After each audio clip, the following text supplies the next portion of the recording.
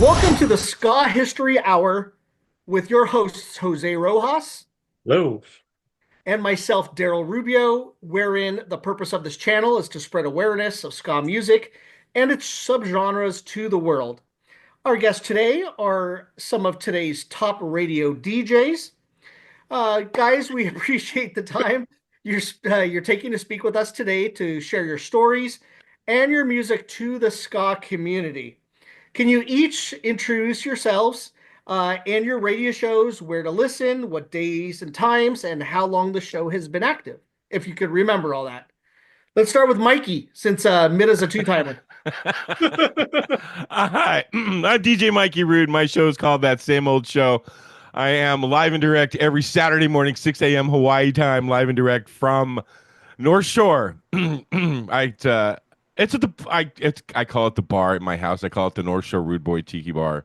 But yeah, it's live and direct from my house here on the North Shore, and I play the skankiness ska and the rockinest rock steady I can find. I started doing the show January of 2021, so right after COVID, or right in the middle of COVID, actually, at the college radio station here in Honolulu, KTUH. From the University of Hawaii. And because I'm not a student, I got my time slot taken away. And at that point, I went on to Mixler and started doing it live on Mixler. So, yeah. What else do you want to? Can I tell you anything else? I mean, I've been in the ska scene since 1981. That's when I graduated high school. Back then they were playing Ghost Town on the radio in LA. So I got turned on to ska like right around then. My friends were all into it. It was all part of the punk scene. I went and saw Dance Craze at the midnight movie one night, and I was hooked. So Very nice. how I got Very into it. nice. Middagh? Hello, I'm Middagh Goodwin. This is Ska, where we play the skankinest tunes and the rudest songs. I've been basically the first waves of ska that entered my brain. I didn't even know what it was. 1973, my dad had gotten the soundtrack to The Harder They Come, and I loved it. So when KRLQ, which is probably one of the stations that Mikey Rhude was listening to when I was living in Southern California in the Barrio, Hawaiian Gardens. I'm listening to KRQ, and they're playing Madness and the Specials and Selector and all that. Early on, I was like, oh man, this is it. And I was loving, still didn't know exactly what was going on, but I love the tunes. Fast forward, I move up to Northern California, and you know, Untouchables put out their record. I'd seen them at Knott's Berry Farm down in Southern California when I was living down there. Fishbone. So some of the early bands when they were first starting off in the ska scene in LA. And then I move up here, and the next thing I know, I'm hanging out with that next wave. So when it came back, a big part of it was the Coasters and Crazy Eights, of the Uptones, that American wave, that came in a little bit later, but was hit hard. I started a show at KCSS 91.9 FM, Turlock, California, at Stanislaus State University, called Maximum Ska and B, where I took the ska, my love for mod, Northern Soul, brought it together. Years later, 2019, I get back on the radio, start doing my thing, start doing This Is Ska, celebrated 5 years this year in March. And about a year into it, because of the pandemic, I just was like, I can't go in the studio to do this, so I need to start reaching out. I might as well reach out. I'm sending a digital file to somebody. Why not hit somebody else up? Somebody else up. Somebody else up. Somebody else up. Somebody else up. And after a while, 6 dozen 80 stations or so, I'm, the number 2 on-air ska DJ. Very Nice. nice.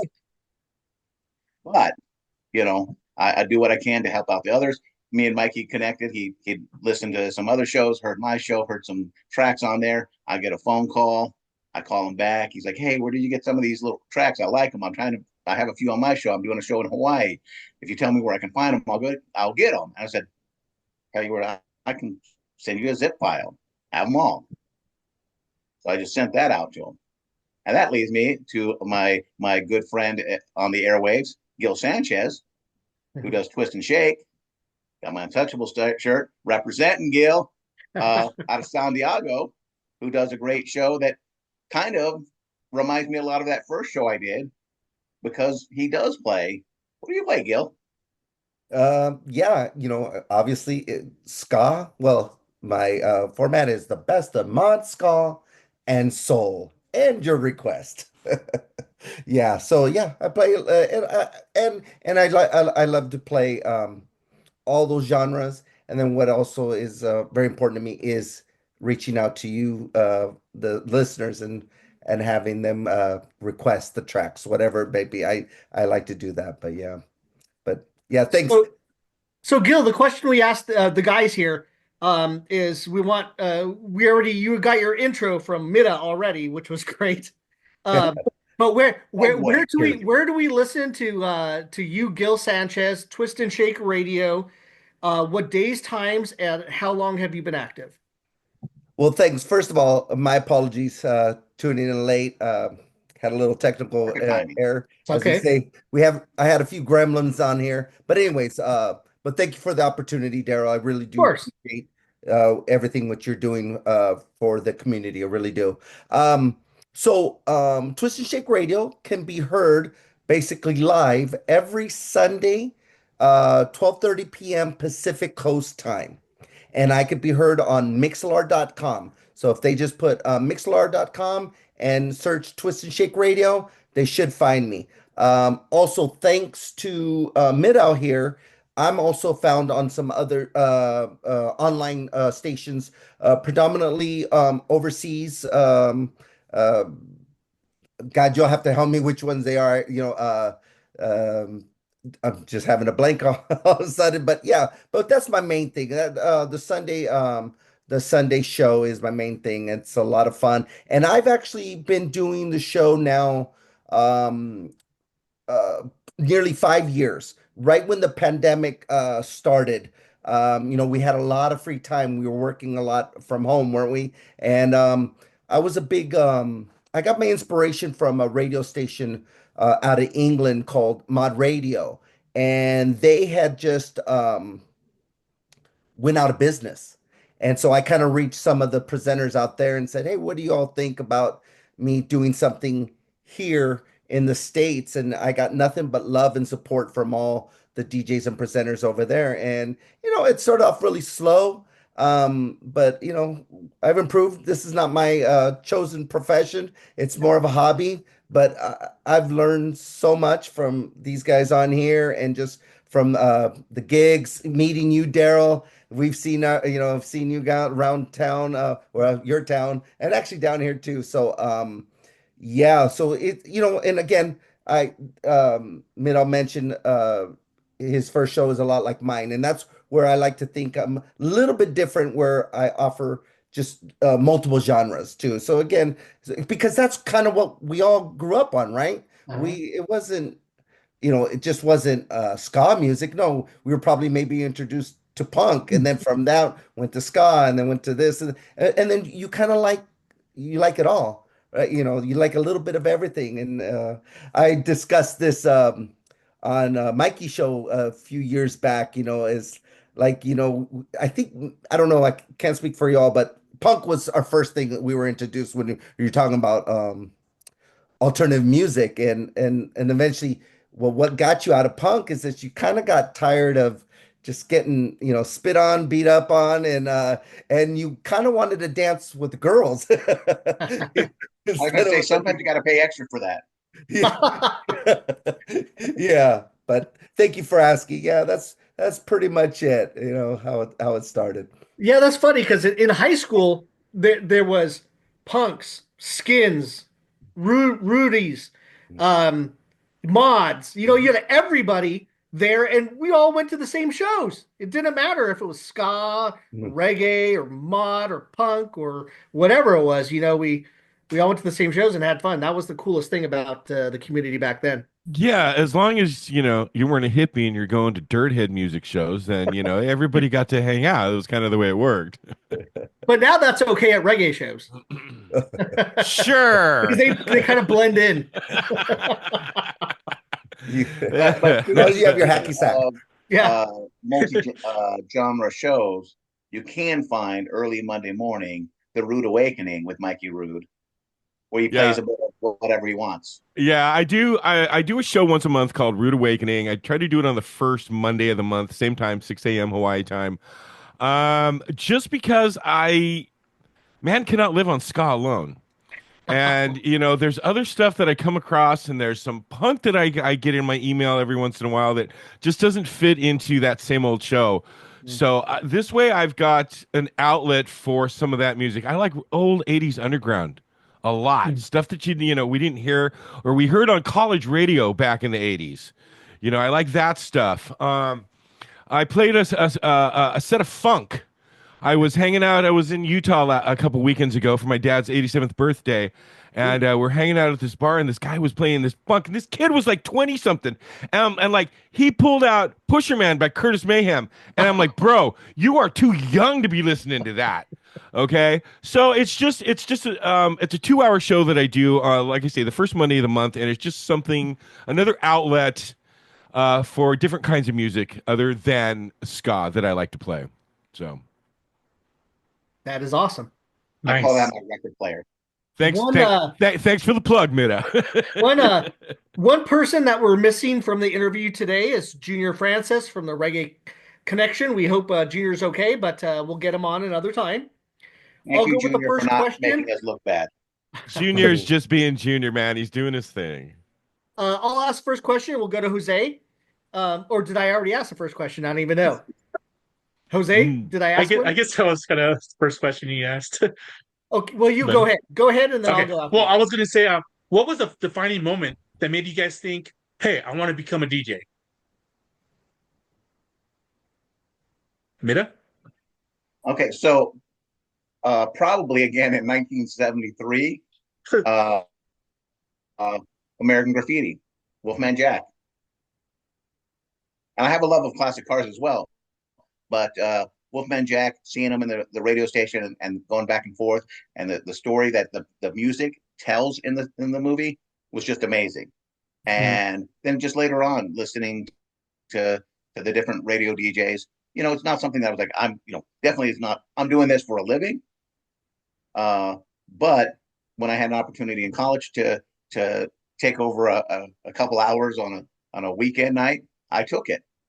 Did that for a few years, moved away, came back, hopped on the station again for a little bit. And then there was a community station that was starting up. And I put my word in, and wasn't getting any response really. But they finally opened up the station for an open house. I went down, talked to a few of them, and we have an award show here in Modesto that I work with, the Modesto Area Music Awards. And it was the 20th anniversary coming up.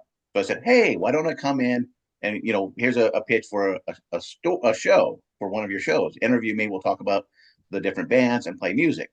And they're like, oh, this will be great. And they play a lot of local stuff. And then I pitched a local area show where it's all bands from the 209. And they go, yeah, okay, you can do it. Well, they got me my foot in the door once I made some relations there at the station. I was like, hey, here's a ska show I recorded. Why don't you check it out, see if you like it? They played that and said, okay, next week you're on again. Give me another show. Or do another, here's your time slot. And that was going to be 9 p.m. on Tuesday nights, which I was fine with. Okay. The station was a 15-minute bike ride from my house, much like Mike parked with, the Pirate Cat radio in San Jose. He rides his bike there usually. And then the pandemic hit.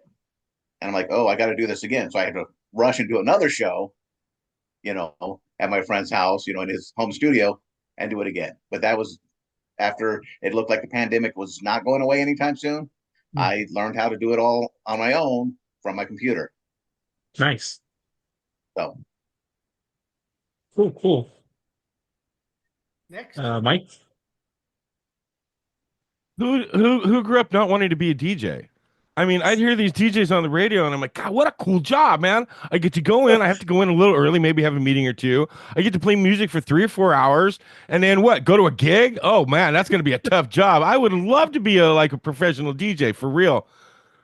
So I guess it was 2015.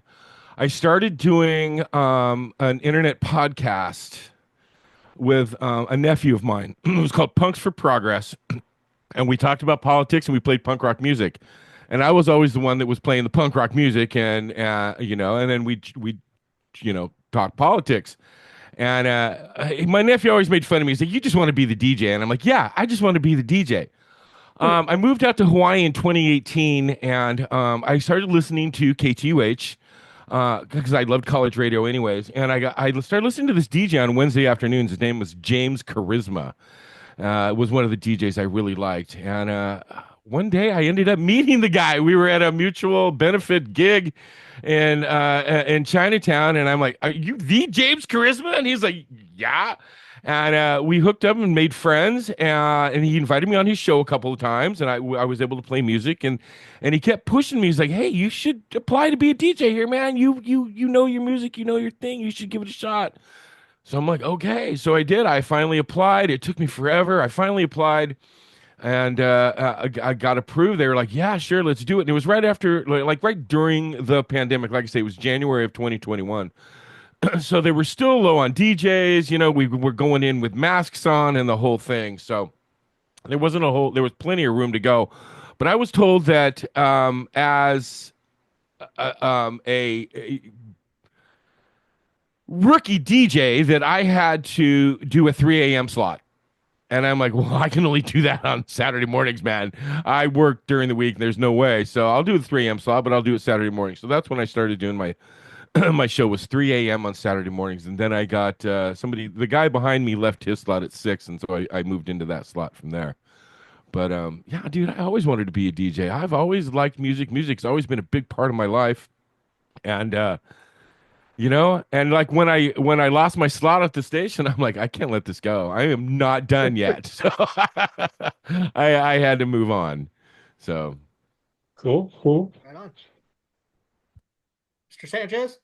Well, like I've already said, touched a bit.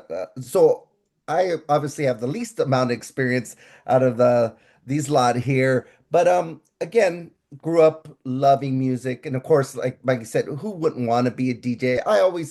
I growing up, I was a big into sports, and I always thought maybe I'd be some type of sports announcer, but just that wasn't the path I was supposed to take, and so. Like I said, pandemic hit. I was really into the music, the scene. My kids were growing up, and I wanted to get back into it. Met a lot of nice people online, and said encouraged me to do it. I bought a little bit of equipment and just and went with it, and that's how it is. And I'm really glad I did because I've got to meet so many more other people just from the show, and that's what it's all about. It's just having fun, meeting people, and going to the gigs, just Yeah. freaking love it. But hey, before I go, you'd asked me where I had a brain fart, so I had to write it down. So I wanted to tell you the other places I could be found. I'm also on Pirate Cat Radio up in Los Gatos. I'm also on Scotland Castle on over in Scotland, and then in England I'm on Voodoo Radio and Mod Radio. So I got to give those people a shout out for giving me the opportunity. And again, thanks to Middagh for pretty much making it all happen. I haven't forgotten, Nice. Mikey. I got to get you on some extra station. I have one I got to send you. There's a station looking for one in the UK, so I'll get you that. okay, let me know. My question though, Jose and Daryl, why aren't you on the radio? Because we all have the face for radio. Well, I'm on TikTok mostly. I'm on live TikTok, and I play guys- music there. So you guys all have great voices. I sound like a cartoon character. Oh, man. So Hey, so does Hey. somebody else who has a long-running ska show.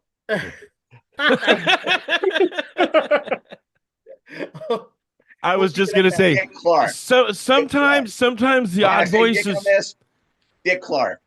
Sometimes the odd voices work really good. I'm just saying. Yeah.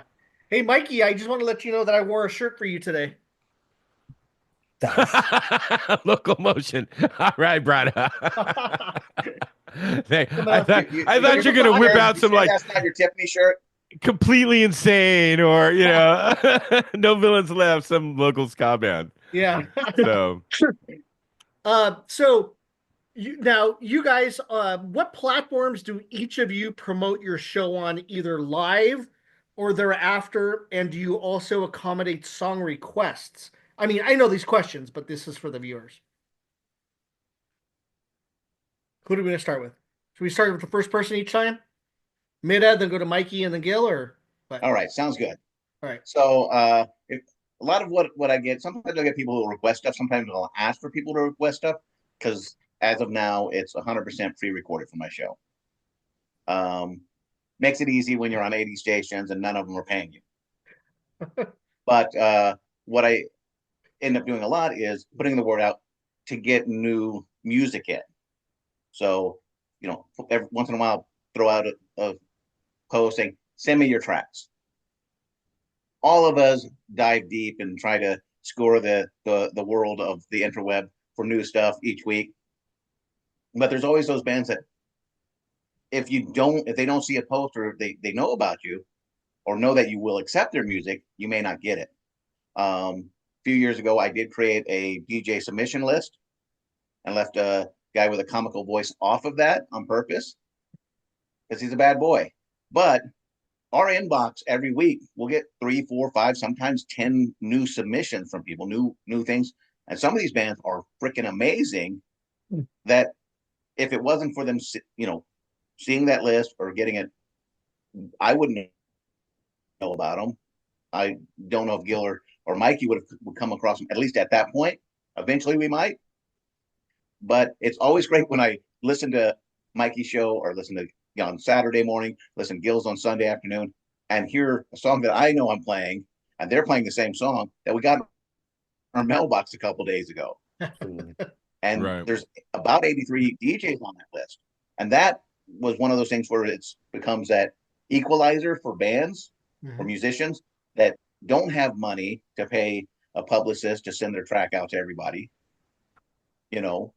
and a lot of people who aren't playing their music anyway, but we get it in and like, okay. And then we make these relationships with some of these people, and then it's like, oh, hey, sometimes it's somebody that is a much bigger band and you get that email like, oh, I know because of that list, Mikey ends up now getting stuff from one of the publicists and got Monique from Say Ferris on the show.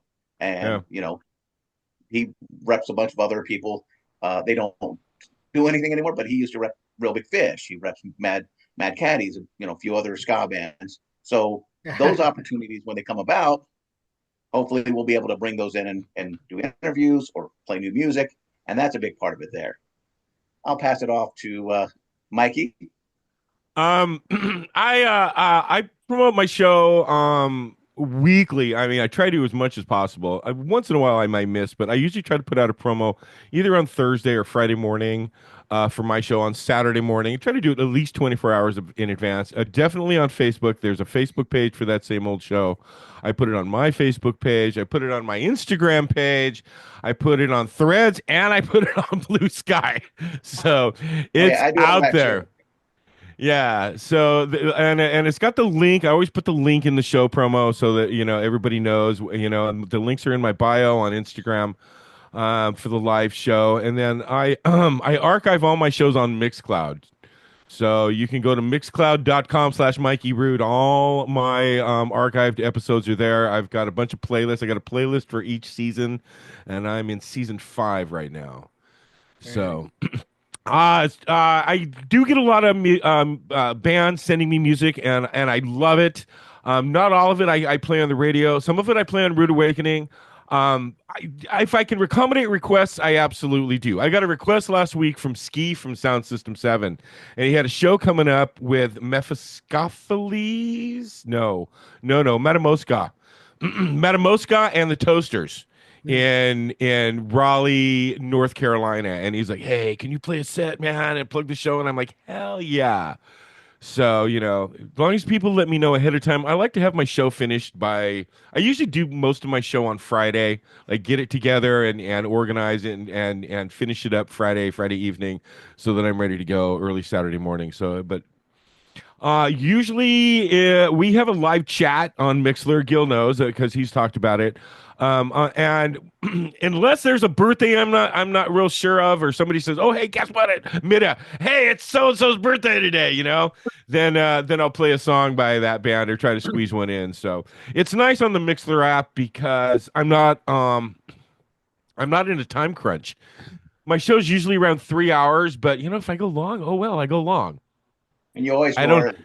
Yeah, and I always start early. I always start about 15 minutes early, just because that way people start getting the notice. If you follow me on Mixler, you'll get a notice that I've gone live. Mm-hmm. So, and that the pre-show set I don't include on Mixcloud.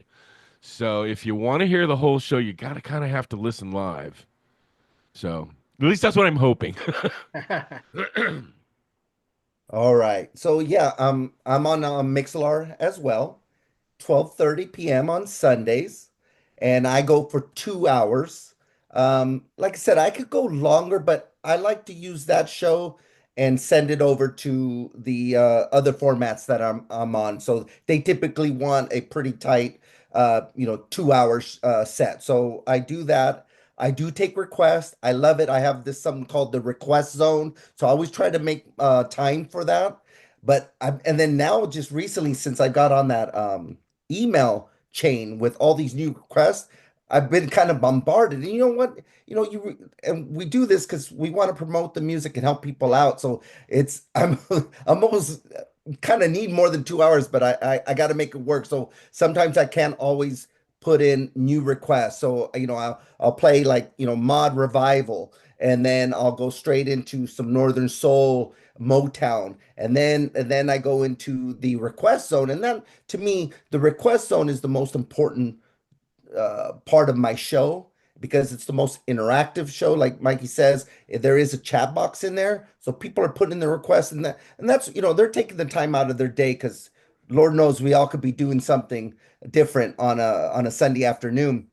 So they take the time. I want to get out there and play the music they want to hear, and I love giving them shouts. Who doesn't like to hear their name over the airways, so yeah, so that we do that, and then now I'm squeezing in this, okay, a new, I always say, new tracks by new bands, maybe not so new bands, or maybe some old bands. So that's what we do. And then also and I'm up to, I just did episode 230. So you could actually catch any replays on the Mixlr app.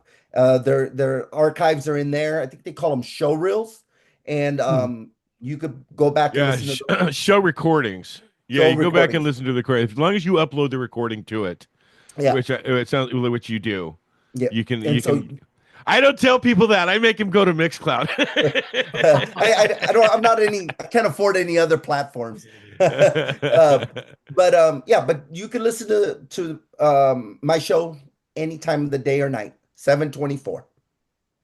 Nice. Is Patreon one of the like a format that you guys can use? Is that even good for DJs or? Isn't Patreon like you can get members? People will join your Patreon and give you money.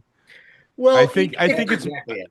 it yeah, that's could what I be. thought. It could be for that, but it doesn't have to be. I started a Patreon for the Goodwin Club, but basically it's um, just another avenue out there. And if you want to sell or promote or have some type of membership or whatever, like Bite Me Bambi used to do, because they recently stopped doing theirs, there's just certain um, perks, I guess you could say, for your fan base to give them. It doesn't have to be monetary, but it can be if that's your choice.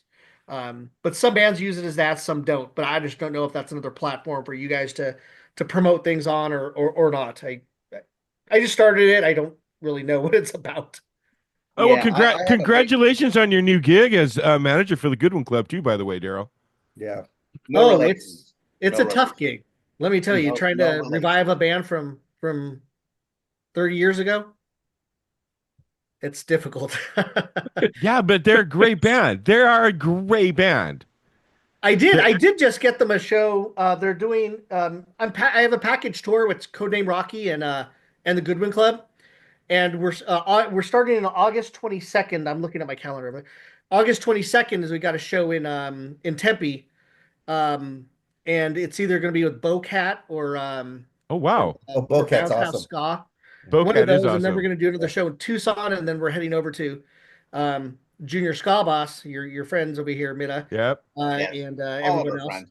um, to do Vegas on that Sunday. So trying to get the band out there. Those two bands we're trying to get out of Orange County, even though like Codename Rocky has been a couple places, but I'm finding that package deals are a lot easier to promote now because package deals come through here, and there's no real room for support on there other than one band which someone's already got, you know.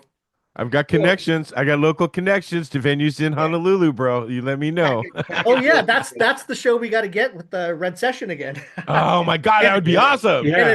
and a Tantra Monsters and a Go Jimmy Go reunion. Yeah, that's Wouldn't that be exactly awesome? who they were hitting me up with Tantra Monsters. That good luck with that, man. Oh, is that? Oh, they're all too old anyway, aren't they? I have no idea what happened with them. I've been asking around a little bit. Hmm.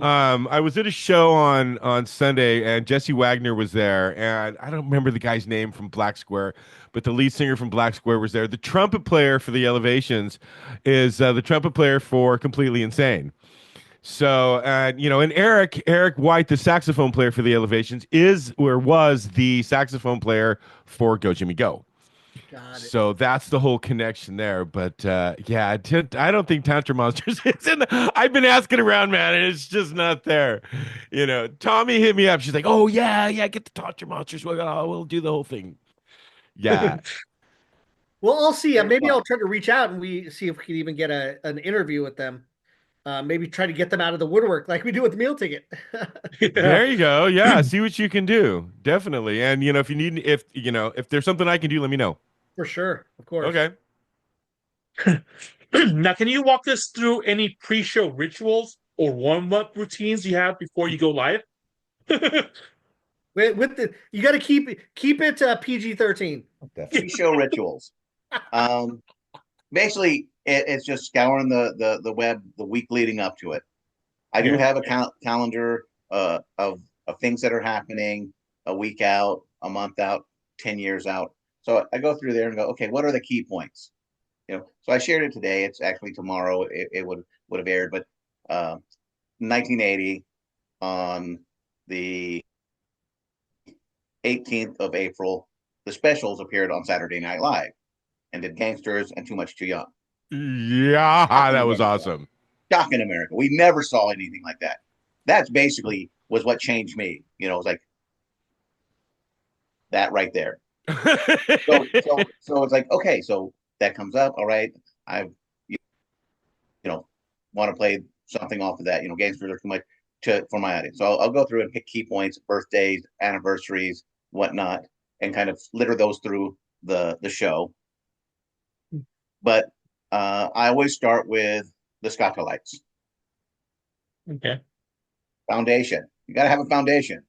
So Scotch lights. Then I'll do a couple traditional songs that follow up with that.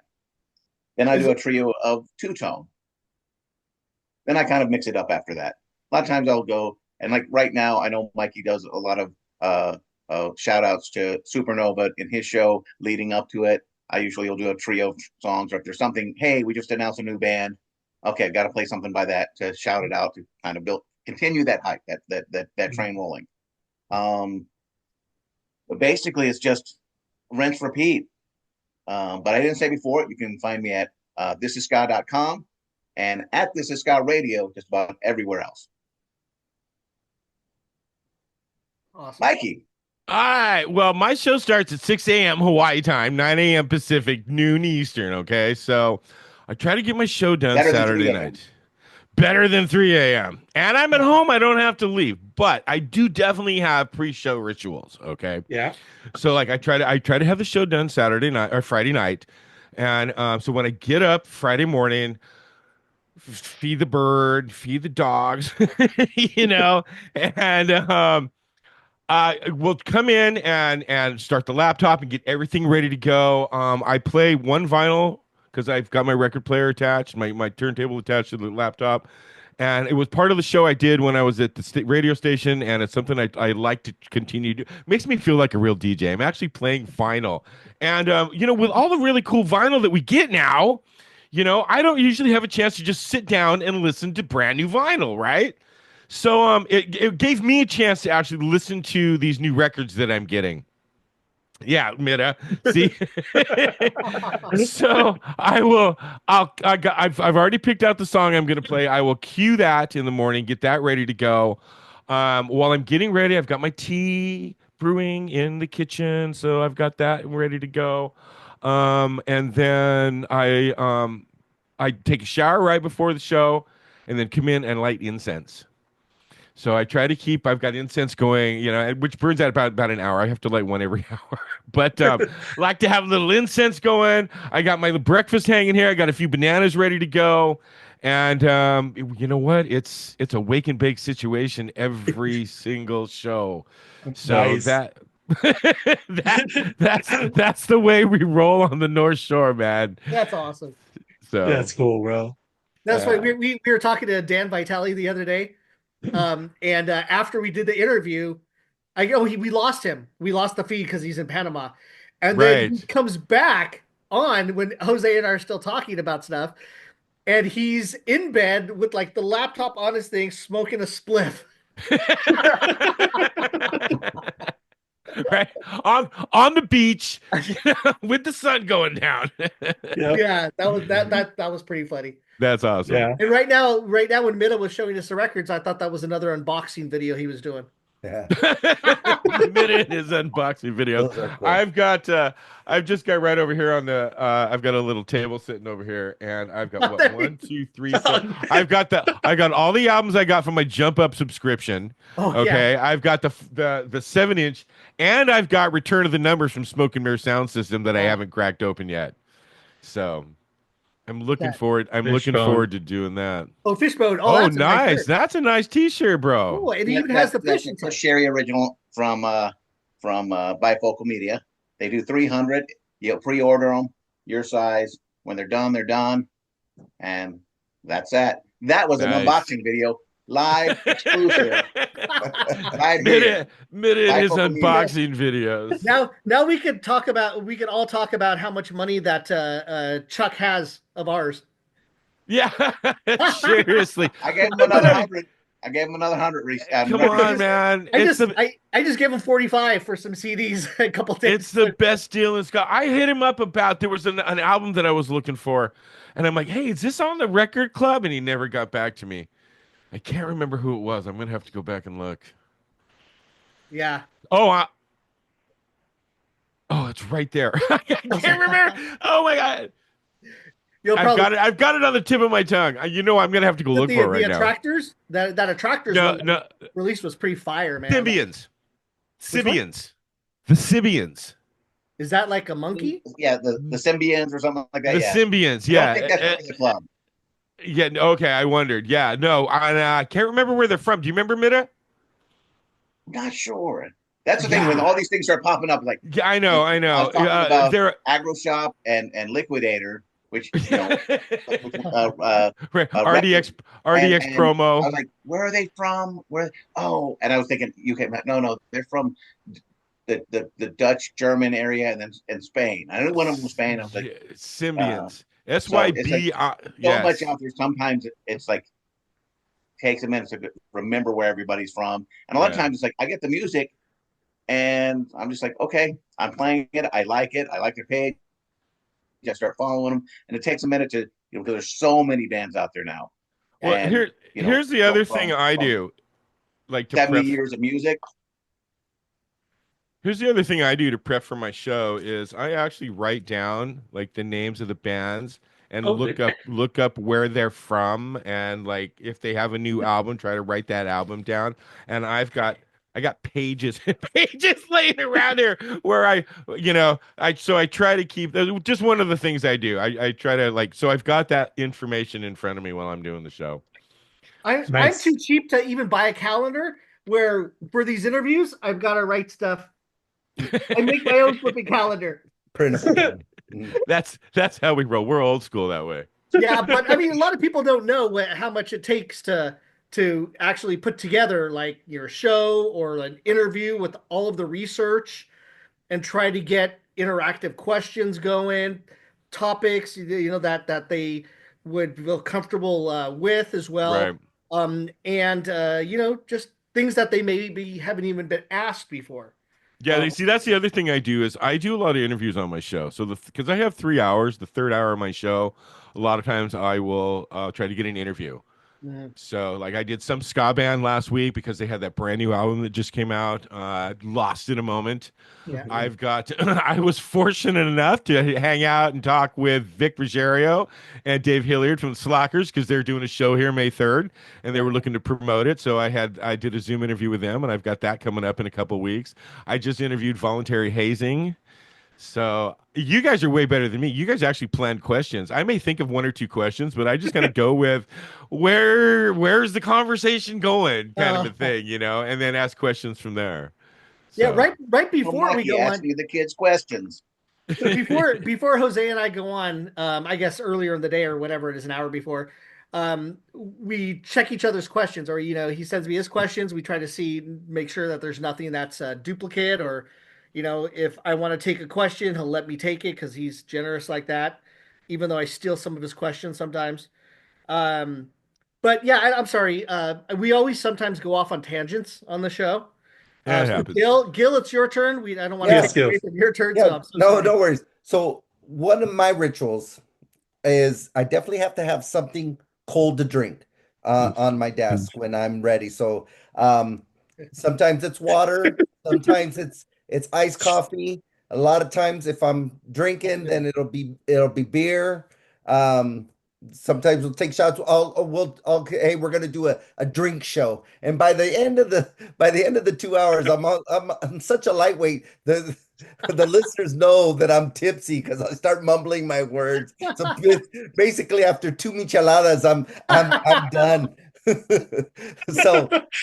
Guys, we're gonna end it early today. Yeah. A little buzzed. And yeah, so definitely I have to have something to drink.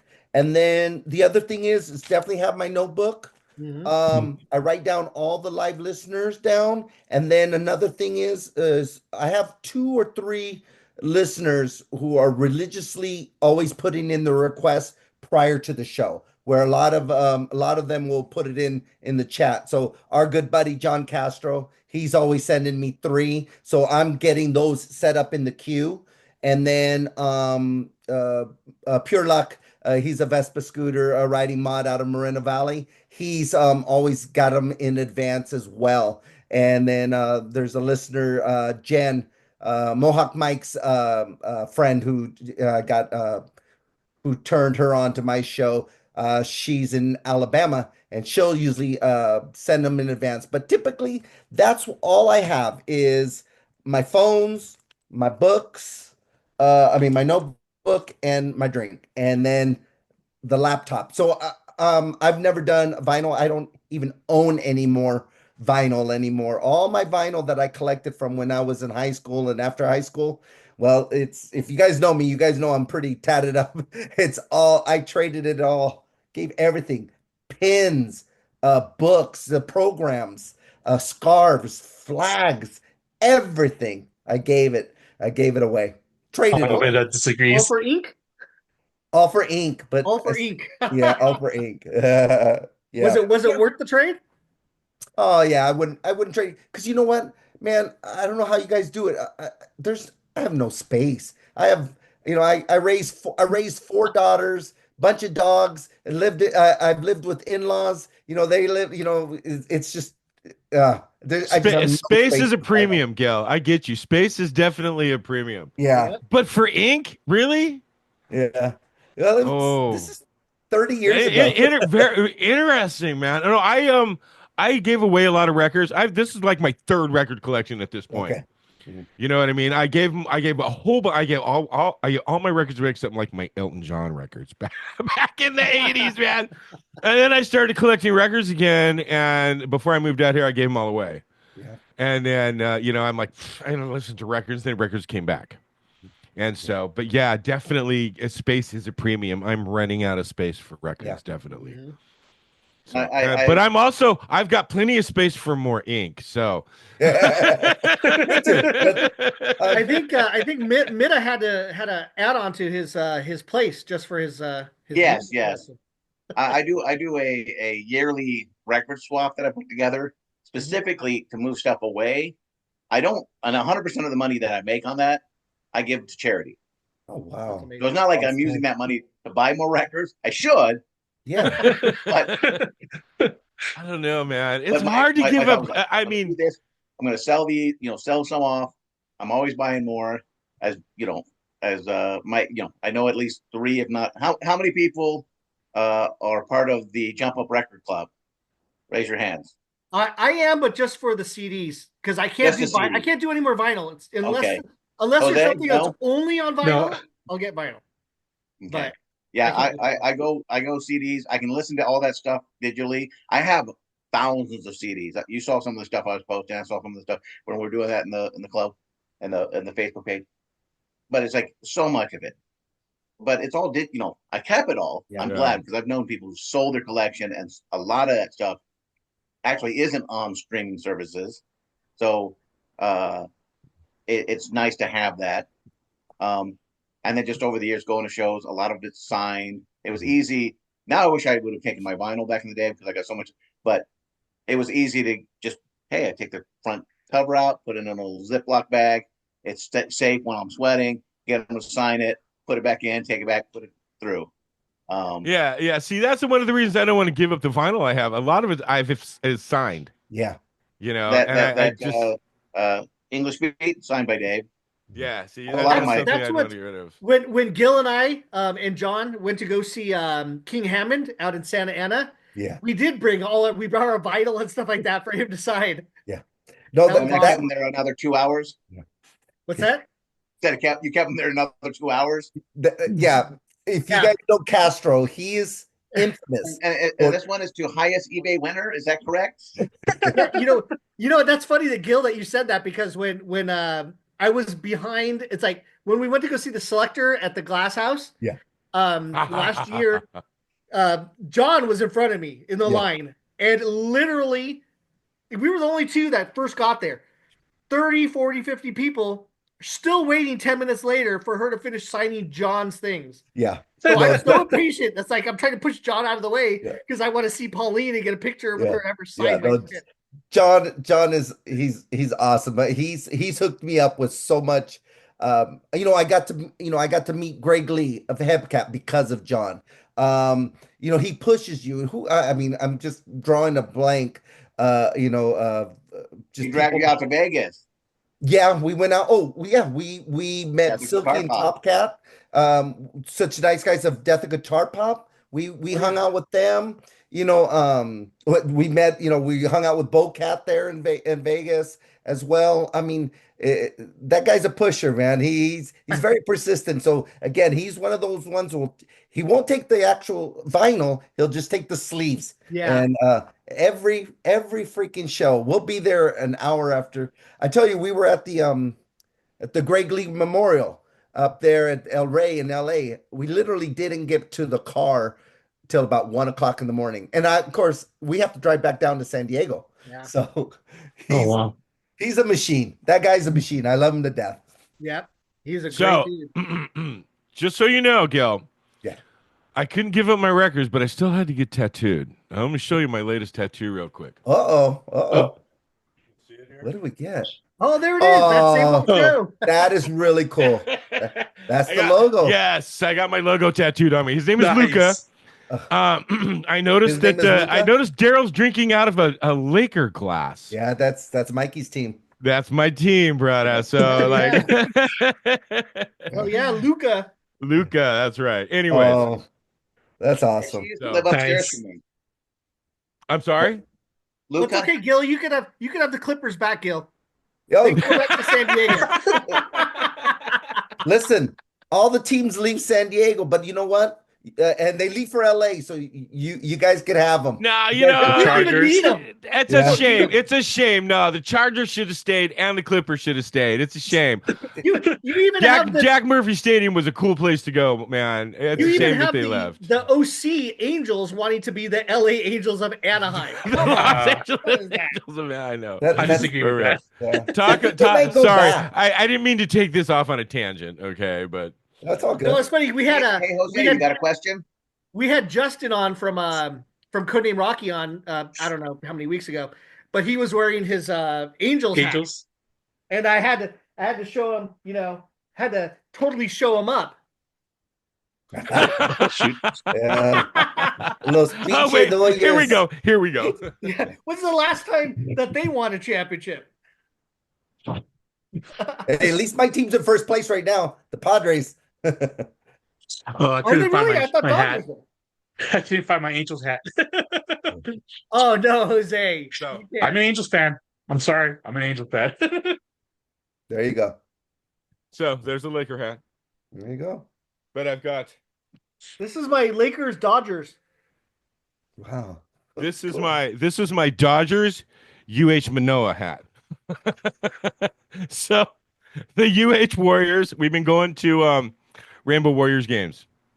So and their colors are green and orange. So I had to get my Laker green and orange. I'm sorry, Laker Dodger. Dodger. my Dodger hat that was green and orange. So That Awesome. is. all right. Anyways, All right. So I it's, don't I even guess, know where we were. I'm sorry. Okay, I'll ask a question here. What's your all-time favorite track to spin and why? Uh, I don't know if it would be my favorite, but most played track, No. That's and I've done various versions by other bands of this song. Freedom Sound by the Scatolites. Okay. 5, 4, 3, 2, 1. You Freedom! You can't pin me down on this one. I'm I sorry. remember that was stretching out. That was like one of my go-to albums back when I was a teenager. There's just I can't pin down one song. There's just not. I play on my excuse me. I play I play on my radio. I can answer his question. It's the stepsisters. Stepdaughters. I'm sorry, stepdaughters. Now Yeah. I'm sound like monkey. Yeah. and they've changed the whole song up to That is pretty cool. Yes. Yeah. You can't. Not a lot of us could say that a band made a song for your show. Yeah, That's it cool. was very cool. Yeah, I play. They changed it up. They have a song called "Rhude" and they changed it to Mikey Rhude, which was very cool of them.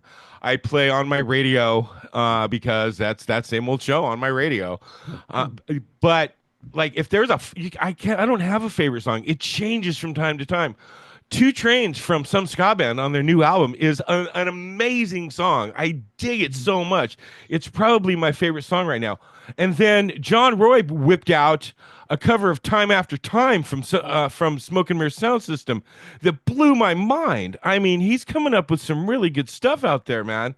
So I don't. That's amazing. John There just went from depends. 0 to 60 in 30 years. Right, dude. There's just sometimes like a song. There's certain songs that you can put in certain places or certain things come up, but there isn't not just one song that, it just depends on what the situation is. And, I know this song, I can pop that in there. Oh, you're looking for a song about trains. Okay. Middagh did a whole, 2 sets about trains because he's taking the train to Supernova. So it's just a tough one. I cannot pin down one song because my taste changes so much. I'm so fickle when it comes to music, which is one of the reasons, like, for my show, the first hour is new music pretty much. There's times when I've had nothing but 3 sets of brand new music, 12 songs of just music that just came out in the past week, and then, and I hate to just play it once. You know, and oh, you heard it once and it's done. Okay, no, some of those songs are really good and they need to be played more than just once, man. You know, so I try to incorporate them into, shows later on in the next few weeks. But I just don't.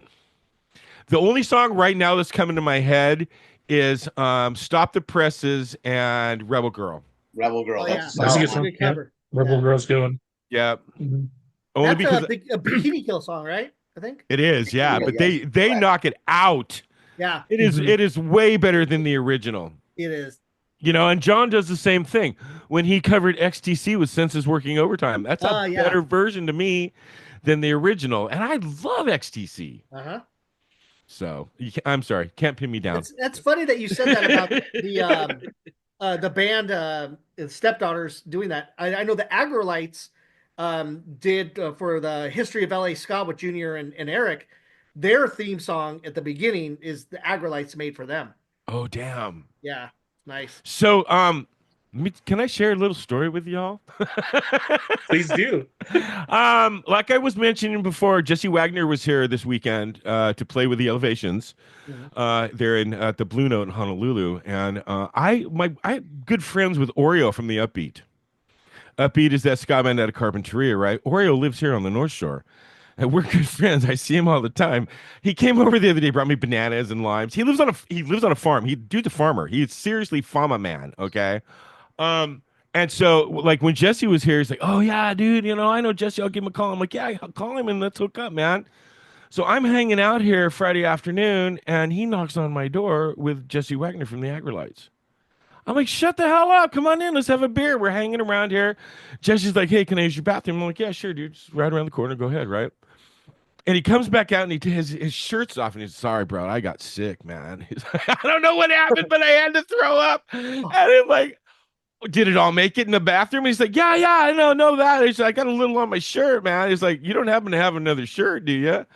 Yeah, sure. So I gave him my Escape Hatch record shirt. But yeah, so when I ran into him Sunday, he's like, Mike, he's like, I'm so sorry I got sick in your bathroom. I'm like, bro, it's a story. I've got it.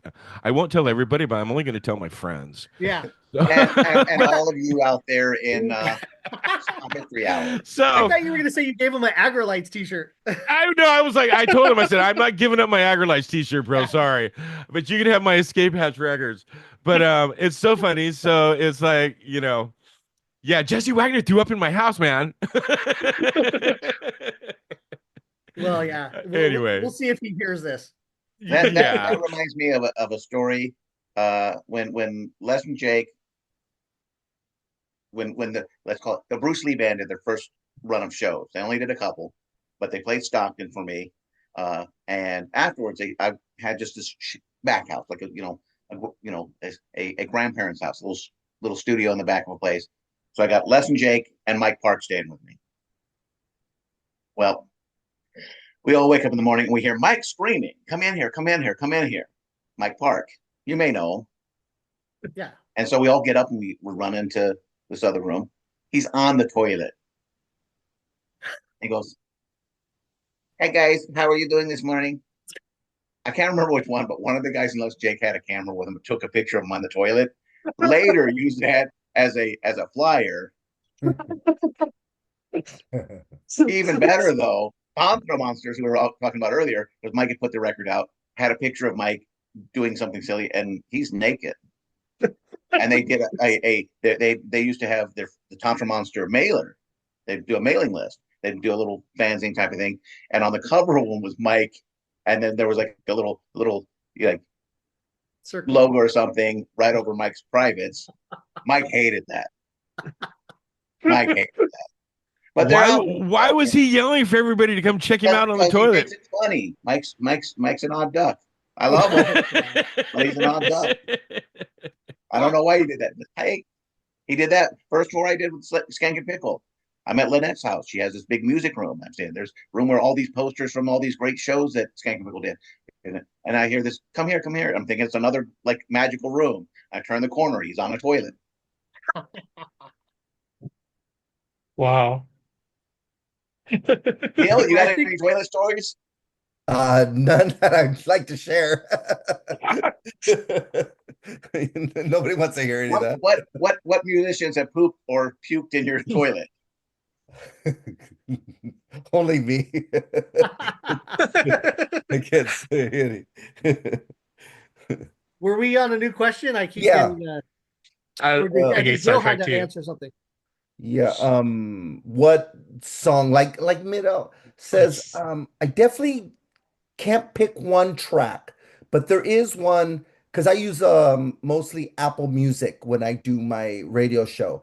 And so at the end of the year, you get like a report and it tells you, what you listen to mostly. So uh, I played Twist and Shake by the Untouchables. Because I end that song on my Pirate Cat radio show, every week. So that would be definitely one track that I definitely love to play. Also, I'm a little bit off a topic, but I can name 3 or 4 albums though that changed my life, and I bet you guys would probably all agree. Probably listening to Dance Craze for the very first time, listening to the Clash for the very first time, listening to there you go. Wow. Oh wow. That's the one with the twist Scott and shake on Rockers. it. Yeah. I have that. Yeah. That's nice. Ska Um, mods. All right. Listening to the Jam Ahmad Khans and then Quadrophenia. Those album. I mean, they were just a gateway to everything else. And then also you got to throw in Sex Pistols. Throw that album in there too. So the I can't pick one song, but I could definitely pick a few albums. One track, but I could definitely pick a few albums that changed But my life. speaking of Quadrophenia, that was for me as a young man. I know a lot of people. I say it all the time, and I get pushback sometimes. Quadrophenia and the first two specials and Madness album when they first came out, all right there at the same point in America, because that all hit here on this side of the pond at the same time, and it was Yeah. a game changer for so many of us. Yeah. One, we didn't differentiate. Me and Mike have talked about me and Gil. It's like they're dressing much the same. It's like, oh, and as a when you're a kid, it's like you only have so much money. Yeah. Buying a scooter, you could afford an old scooter that the old man down the block had in his garage, from 1964, but you couldn't afford a car. You could go down to the Army surplus and get a parka. Yeah. You know, And a broom. Yeah. So it's like you start doing the stuff, like, but yeah, Quadrophenia, and then later on Dance Craze, seeing much like seeing the specials live on Saturday Night Live, seeing Quadrophenia or Dance Craze in the theater, and it being something that became, as like Mike said, a midnight movie. So you could go back again, and you almost experienced like it's not the same, but it felt very much the same because at least here, I don't know about in the UK, but I can ask Mikey, were you guys dancing in the movie theater when you watch? Nah, only to No? Rocky Horror Picture Show. When I saw First time I saw Dance Craze. I did not. No, I don't remember us dancing. I don't remember us dancing in the aisles at Dance Craze. And I'm not. It seems like it was a midnight movie. It's hard to say. Midnight It movies. was at the Pointy Hills Theater. And I remember as I was going in, I was thinking. In fact, I asked my girlfriend at the time. I said, "Are the Untouchables in this?" Or maybe it was the guy behind me, and the guy behind me was like, "No, man, this is all British ska." And I'm like, well, "Okay, I wasn't sure, but you know." Um, but I mean, and I had that soundtrack in my truck that I used to listen to all the time. I had One Step Beyond on a cassette that I would listen to constantly, like on the way to the beach and back constantly. And then I think I recorded an album. I recorded the Specials album off of somebody. So I also had that on cassette that I was listening to. That was blowing people's mind. I had this one guy who was like, "What in the hell is this that you're listening to?" I'm like, ska, man. Um, the one song Gil mentioned a song that changed his life, and I had one song that changed my life, definitely. I was right around the same age. We went to see Urga Music War. You guys familiar with that movie? It was by IRS Records. So it was the Copeland brothers, Stuart Copeland's brothers, the guy from the police, the drummer from the police. Yes. Anyway, so it was a lot of those bands. But what they did is they had filmed live footage of bands on stage all over the place. So like they had in California, they had in London, they had in Germany, all over the place, and great bands. Yeah, Go-Go's, the Cramps, Go-Go's Police, Members, yeah. And the Cramps Sawfish. did. That was what sold it for you, right? Sawfish. No. It was the Members. Yes. No, it was the Cramps. It was tear this damn place up, and I saw that, and I was like, my jaw was wide open, and it was so disgusting and so awesome at the same time. It just blew my mind and hooked me into that psychobilly rock scene back then. But Dance Craze did it for me for ska, definitely, because I knew every line, every lyric, everything they were saying in between yeah, because I just had burned that out. English Beat was one of my favorite bands back then. That Special Beat Service album was the shit. Really? Yeah. You like? Yeah, You like I the love second that one? Special Beat. That was like one of my fucking favorites. Wasn't that Or it on would be IRS? It was on Syra and It was IRS. Goofy. It was that Yeah. weird. Yeah. Yeah, because the first one was Go Feet, right? Yeah. Well, It was Goofy. yeah. I mean, it was Go Feet, but it was subsidiary. All of them in England were on Go Feet. Yeah. Okay. But that one and the Thrill Me Up by the Toasters, because I got into ska in 1990. You were just a little bit 1990. later, yeah. So Yeah. Toasters were that tweener, I think I've heard it called, that was not two-tone, but it was just after two-tone, but it was before American Third Wave. Exactly. So Toasters, Bucket's been doing that stuff for a long time. Bucket and the Toasters definitely were two-tone influenced, Yes. like a lot of the German bands that we all love. Well, and Gil can speak to the Untouchables too. I mean, they were a mod band that played ska music. Yeah, they were a ska band. They were mods in a ska band. With a ska band that played mod music. They were mods at night. Well, see, and because genres. Ska mod I was so into them then, I just figured that they merged together. It was mods and skas. It was mod ska. So you had the parkas, you had the trench coats, you had the scooters and the buttons, and it was still mod ska. So, And they were in yeah. But yeah, they were in what's it Repo called? Man? Repo Man, yeah. Yeah. oh my God, right? Yeah. A great movie. Yeah. Yeah, Awesome. but see, that was that crossover with punk rock and ska. Yeah. Uh-huh. Yeah.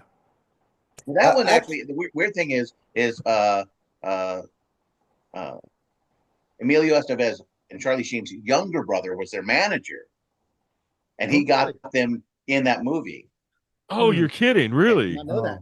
Yeah, that's how they got in that. They got in a few movies that way. So it was great.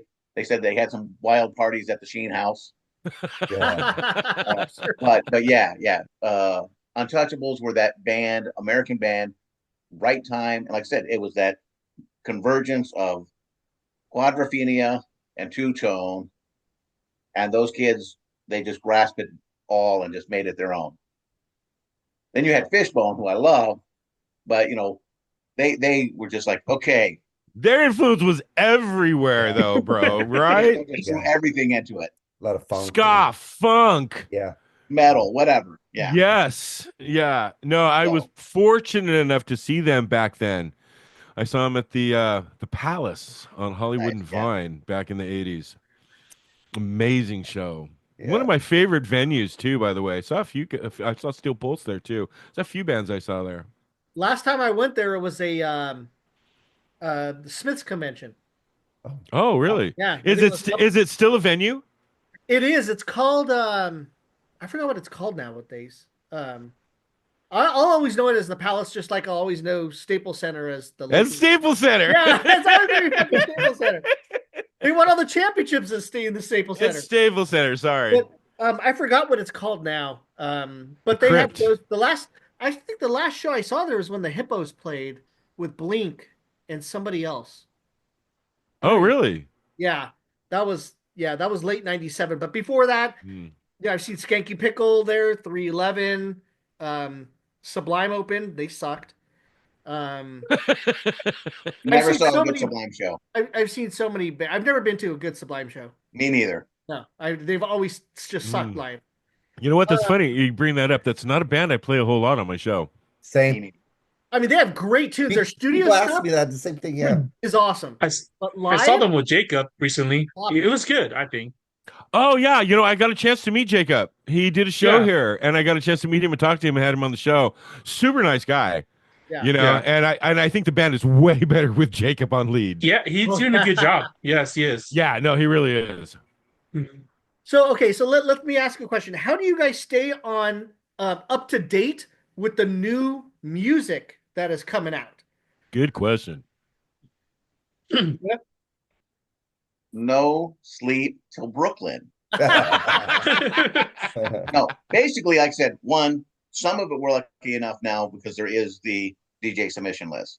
You can find it at the top of the page at This Is Ska Radio on Facebook or on the website. There's a link to it. So if you're a band listening to this, you want to send tracks to like 84 different DJs that may or may not play your song, but most likely will if it's good.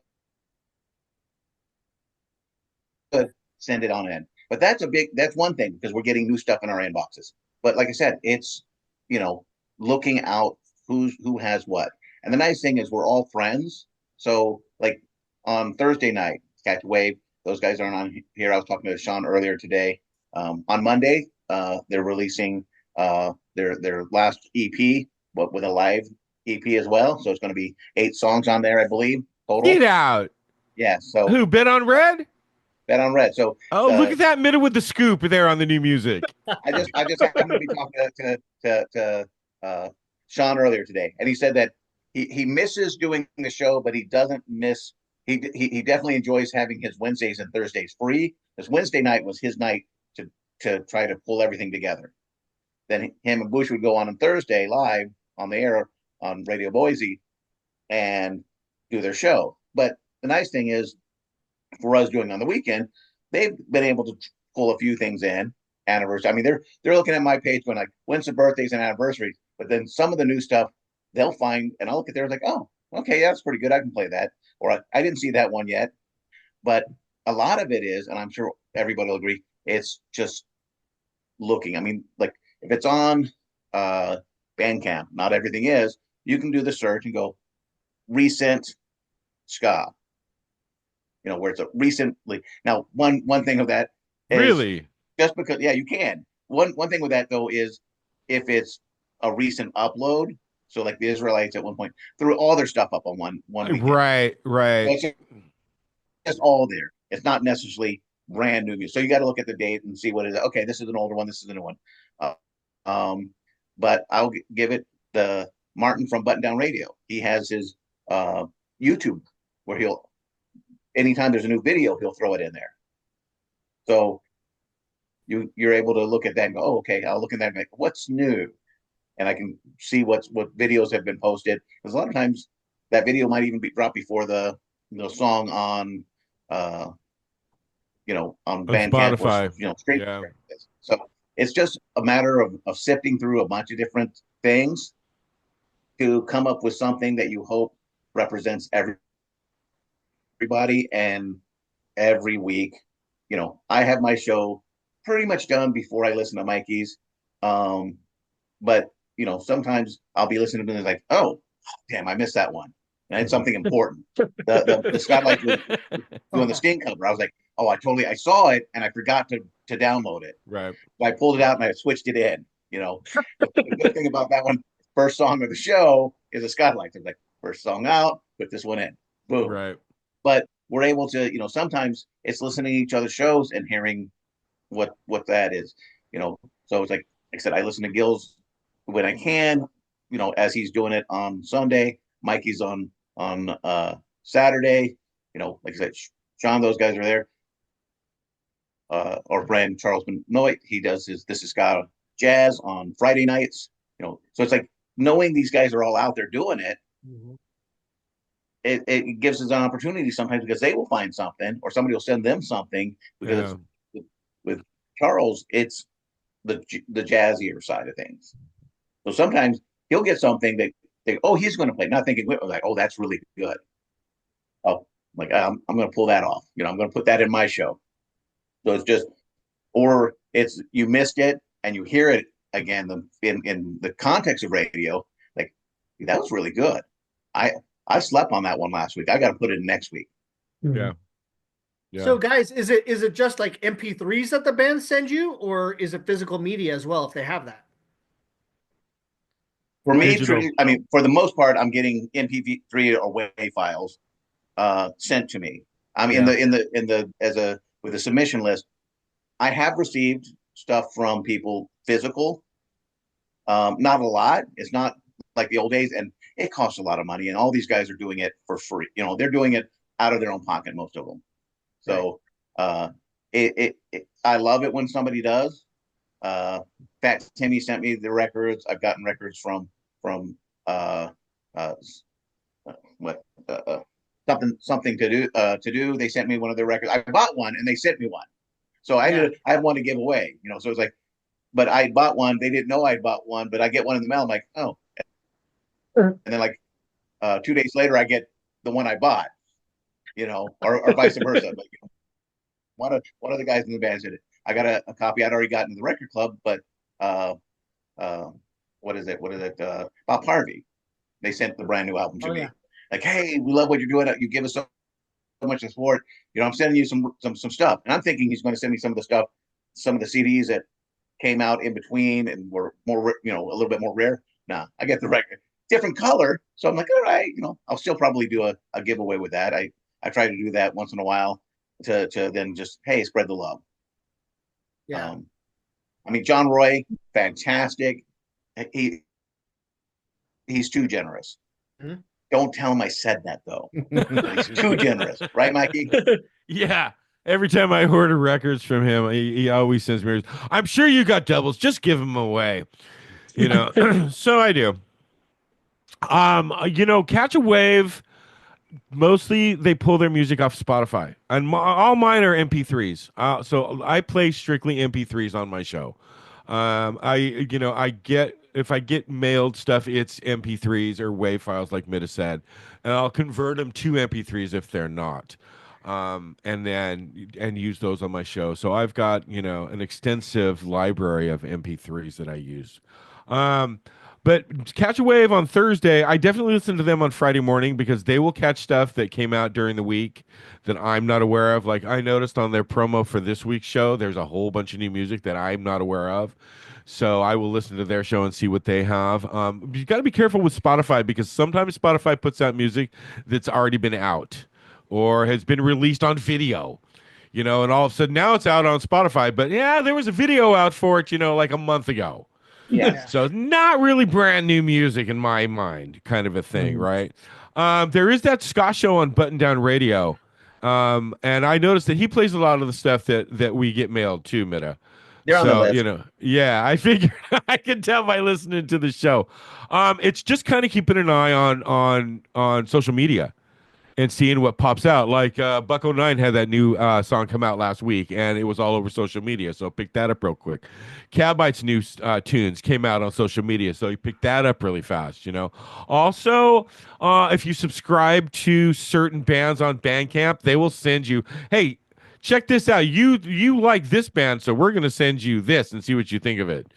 So I get a lot of that in my inbox as well. So, but yeah, it's a constant for me because I'm like, okay, what's new? I want to play. What's new? I have ADHD. I can't sit still. What's new? I want to find out what's new and exciting. So, and then you hear some of those songs that just hook you. Like I say, like Time After Time from Smoke and Mirror Sound System that I played last week. Just a great song. I think it's RDX Promo that sends me Dub Moans out of the UK. That's a band that's redoing, remastering, and reinterpreting Ramone songs, and they're amazing. Would have never heard about them without that list and without them sending me stuff. So, yeah, it's fantastic. Yeah, and I play nothing 100% MP3 as well. And my show isn't really based on, new music. I'm not the type of person that, I have to play it first, this and that. So but if there is new music, it's because it's an old artist like Pauline Black, not Pauline Black, but Rhoda Dakar. She's always putting something out. So typically, like Mikey was saying, is social media. Just follow them. Follow your favorite bands and artists on Facebook. Instagram, Well, TikTok. at Bandcamp, like because I follow Rhoda Dakar, I found out she's got a new album coming out in August 8th. That's a dub of Version Girl. And if you pre-order the album, there's a brand new song right there on Bandcamp you can have. So, yeah. Yeah. So that's pretty much how Yeah, and then I'm holding off on that Rhoda Dakar one because the conversion rate is so different right now. Kind of like you were talking with Chuck last week. This is like I can't pull the trigger on. I like dub. I don't love dub. yeah, I'm So the same. getting and not hearing the music first, I'm sure it's amazing. I bought the Version Girl. I bought of course the 45th anniversary of Right. the Body Body Snatchers. Snatchers. It's like And all those like singles. 60, $70 or whatever right now Yeah. because it's of what it is plus the shipping. Yeah, And and that's what I love. That's we were talking to Chuck about that last week in the interview. And that's I always wait until Chuck will get that shit from Germany or whatever, like the new No Sports, the Life Kills one. Waiting for him to get it. He finally got it in, and I'm just waiting for that in the mail. yes. So that's what I like to do. And he has such a good deal that he has with Mad Butcher or whoever out there that he'll get that and he trade it, and it's just that's how we get the cool shit. And not just that, he Brixton Rectors, Mad Butcher, a lot of the different ones. Yeah. He's done like with Liquid. There's that one with the dog. What's that one with the dog? Yeah, but Yeah. So when he gets that stuff in, even if you pay for it the brand new price right then and not wait until he does his Christmas sales and it's all in there, and you get that 10 for $100. Right. Right. It is so much better. It's like, oh, you paid $25 for it, free shipping. That $25 was going to shipping from Germany or Right. Right. And I'd rather give the money to Chuck. You're paying $60. Yeah, right. Wildman Rhythm. I was talking to those guys when the album. I was like, I'd love to buy it, but I can't. At that point, it was during the pandemic, and shipping was even more expensive from Norway. I think it was going to cost like $80 or $90 total. I was like, I can't justify that. Right. I'll play your songs. I love it. I can't even justify splitting the cost with you guys. Because like, well, what if we do this and you cover this? I'm like, I can't pull the trigger on that. It's way too much for me right now. Yeah. But I did suggest, I go, hey, why don't you talk? I know Chuck put your old band out. Why don't you talk to Chuck and see if he wants to do a deal and distribute it here? And he's like, yeah, let's do it. So once it came in, I'm like, okay, take it off the shelf. Send it to me. Yeah. See, I didn't buy that. I didn't pre-order the Rhoda Dakar album either. I haven't pre-ordered the Catbite yet. I did. So, yeah, and I probably should. Well, I don't know. We'll see. It just depends.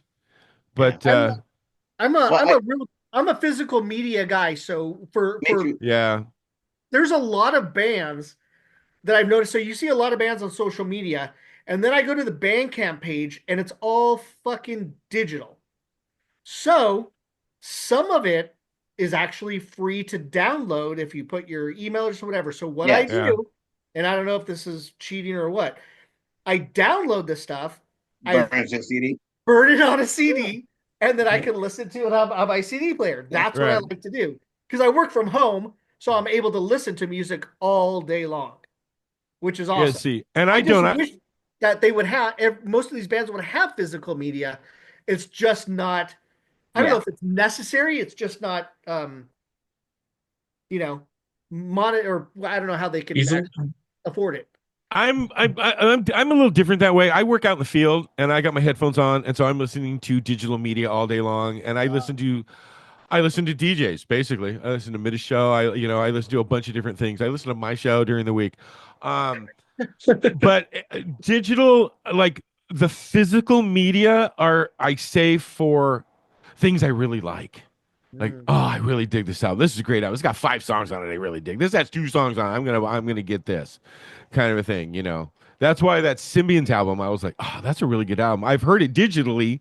There's 3 or 4 songs on there I really dig. You know, I would not mind having that album at all. So, There's a lot of like small bands like there's a band that I discovered that I didn't even know about. I don't know how many months ago called the Rough Customers out of mm, Kentucky or something. I don't know where they are.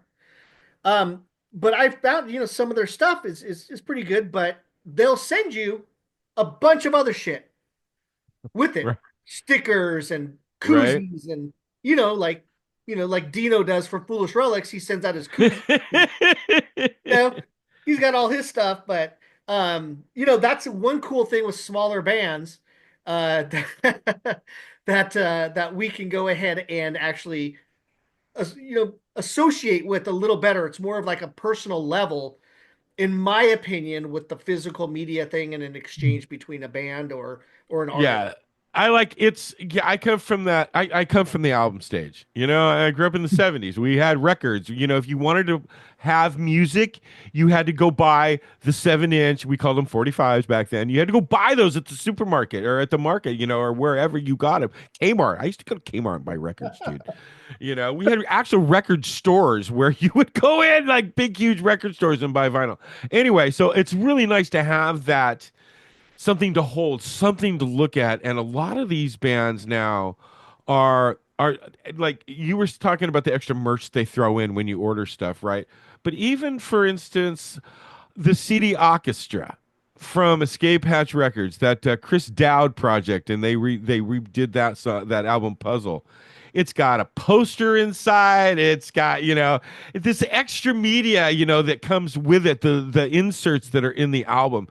That goes a long way with me. I It's like that having good something feeling. to touch and to hold. Yeah, It's that's the one comfortable. exactly. It's warm. It's yours. It's It's mine. I yeah. own it. This is my song. I own it. Yes, exactly. Yeah. Yeah, See, see, I check like it out. Spotify stuff, but when we went to go see Stop the Presses, I had to get their CD, Yeah. because it's so good. But see, because I do the show and it's all digital, I have to have the digital. Like a Mhm. lot of times, if bands just have the CD, fine, I'll buy the CD, and I'll rip it on the laptop, and so then I've got it now in my library. So it's really nice to do that. Now that I've got the turntable hooked up to the laptop, I can even rip vinyl now into my computer and Yeah. and Nice. record that. So I I have the I've got one of those record things where you put the record on and then you just plug it into your laptop and you just burn it to digital. oh nice, And I yeah, did that with a lot. I did that with that, like a lot of the things that Chuck, the Spy Kid stuff that John did, and yeah, what else did John put out? Because John put out stuff from his old bands. gangsters, Yeah, Gangbusters. That's right. That one too. gangbusters, yes. Yeah. So stuff like that, I'll because I don't want to keep playing that. I want to burn it. Look at the minute. I know. When Still going. Good, that I was a want, monkey. I'll burn it and then I'll never play the record again because I've already got it. I either digital and uh, then burn it to CD so I can have it there. That's my weird head thing. yeah, but see, that's why I like. It's nice to have the physical media, Mhm. but if I don't have that choice, fine, give me the digital because then I can play it on the show. Well, Yeah. well, you'll be happy that when we do the cassette for the bracers, we're going to add a digital download card. There we go. A lot of bands have been doing that lately. Some bands like I bought something from the Soul Radix. I think one of their albums actually had the CD in it as well. Western Standard Time did that with their first Oh, one that they really? put out. They're including the CD with it, and Yeah, that's unheard of. I think the first album, Which one? they got a couple of things from Chuck that had the CDs in it early on. One of the westbound trains. So Yeah. it's, I think that's a cool thing to do when you can. I mean, it does cost a little bit more. Mhm. So yeah, I was talking to Dave Bracer, and you're hearing this. This is exclusive for you guys too. That this is ska. Beat Happy Music is you know dusting stuff off, and we're gonna do a cassette of, like I said, the bracers, and that, like I said, will come with a digital download card, because a lot of people, they want that tangible, but they don't have a cassette player, maybe. Right. Yeah, Or- and a I lot do. of album, I a do. lot I of have one. albums come out with a digital download Yeah. in there. I've got a few. Yeah. Yeah. And then we're doing a joint release between Foolish Relics, myself, and Mohawk Mike. That's one of the tapes I have in my. Oh, check that out. Wait. Back up a minute. What are you doing? Yeah, we're the next Foolish Relics album is a Spike Lee joint. I mean, a Middagh Goodwin joint between Mohawk Mike and This Is Ska Beat Happy Music. A joint venture. A joint venture, yes. I love it. Nice. So, nice. I did a logo for him, but he didn't like mine. It was a duck with a rainbow mohawk. Because we set up an interview I think in June with Dino and Mike, and that's just around the time that they're coming out with your album. Your album's coming out. The plan is to have it out by Scalabama. June 26th, we're supposed to have them on. So hopefully around there. Jose, Nice I think guys, it's on nice you. guys. Okay, is there a guilty pleasure song that always gets you hyped, even if it doesn't fit the usual format? Did you say high or hyped? Hyped. I said hyped. that for me that would be I Feel Like a Natural Woman. Oh, Maybe God. about Isn't that Carolyn King or something? Skanking to the Beat by Fishbone. Fishbone? That always gets me going. There's definitely songs live. If it's live, there are definitely those songs that drop and you just can't help it. But I mean, a lot of ska band music, just because of the nature of it. I mean, if you've ever been to a ska show and you have little kids there, once the band starts playing, you see the kids dancing. They can't help it. The music drives them. It And does if you're, a kid like the rest of us, we're dancing too. Yeah, I start my show with on my radio, of course. That's usually the first song I play when I open the show. But the second song I play before I come in and start talking is I try to play a skanker, like one of those songs that really gets me going. And there's a few. Now, I mix it up all the time because there's certain songs that, I want to put in. For instance, I started last week's show with Quarantine by the Goodwin Club because that is a great song. It is. It's like I asked them, and I'm sorry to cut you off, but I asked them, okay, so what song do you want me to push? Because I'll tell you what song I like. And they said, but I want to know what you guys want me to promote. And they say, okay, Daryl, you tell us what you like from the album and what you want to do, and we'll tell you what we like. And I said Quarantine, and they're all, oh no, that's like one of the last ones. I'm, oh, are you kidding? That's the most poppy. That is super. It's a super skanker. It was absolutely my favorite song when I heard the album. Exactly. Skanking and ska, and I right? told them, but they said it's outdated. I said it's Don't going matter. to come back. It's 5 years now. It's nostalgic. It doesn't matter. No, it's a good And song. it's a great song. It's got great lyrics. It's poppy. It's radio friendly. One of the other ones is Save Ferris. World is New. That was on my Punko Ska album. And Sony got pissed off that they gave me that. Because they gave me that song to put on the album, and I released it before that album came out. Oh, when they went to Epic or Sony or whatever the fuck it was. And I remember they were telling me how pissed off that Sony was that they did that. I said, oh, I got it first. sorry about you. Free Yourself by the Untouchables. And I don't know. That's an anthem, man. That's a great song. And it's not really super ska. It's not. I don't think it's. I don't think it's got a skank in it. Mrs. Rhude pointed that out to me. I'm like, don't ruin that song for me. It's still a great song. It doesn't have to be ska. Okay. That song was all over K-Rock in the 80s, man. Right, totally was. Right. The video was even on MTV. Uh-huh. And I hate to admit this, because I don't play this band on my show anymore. But I'd like Aquabats. What's the new song? Or not the new song. What's the old song? Which one? Idiot Super Rad, though. Super Rad. Super Rad. Yeah, okay. super rad. Super Rad. yeah, but That's gonna be in that's town another soon. one that gets me going. It's just like, Yeah. oh right, dude, okay, let's skank. Yeah. We're ready to go. Yeah, Tell your Yeah. mom, tell your dad, we were we were super super rad. rad. Yeah. Yeah, it's a good one. Yeah. Yeah. I've never seen them in live, and actually they're gonna be local here coming up. I think they're on a tour, and I think I might want to go check them out. You You got should. to, They're man. they're very energetic. Yeah. Yes. However, they don't do everything that they used to do back in the 90s with the powder milk man and the Mhm. fights and the fires and all this crazy shit that they used to have in their live shows. That's Oh. gone now. Wow. Mm. Mm, Yeah. I don't know interesting. what happened. Yep. They got a lot of floating Going on toys Gil? going up into the crowd now. The girl on Gil song? Yeah, Oh. Gil. Well, you said what song is not in part of our genre, so it's kind of hard to think about. But there is a song by the Who that's that I think is when I went this when they did Abba their tour. O'Reilly. Yeah, no, this is actually Fucking going love to be that from song. 1982. Eminence Front. Eminence Front. Oh yeah. And I don't know what it is about that song.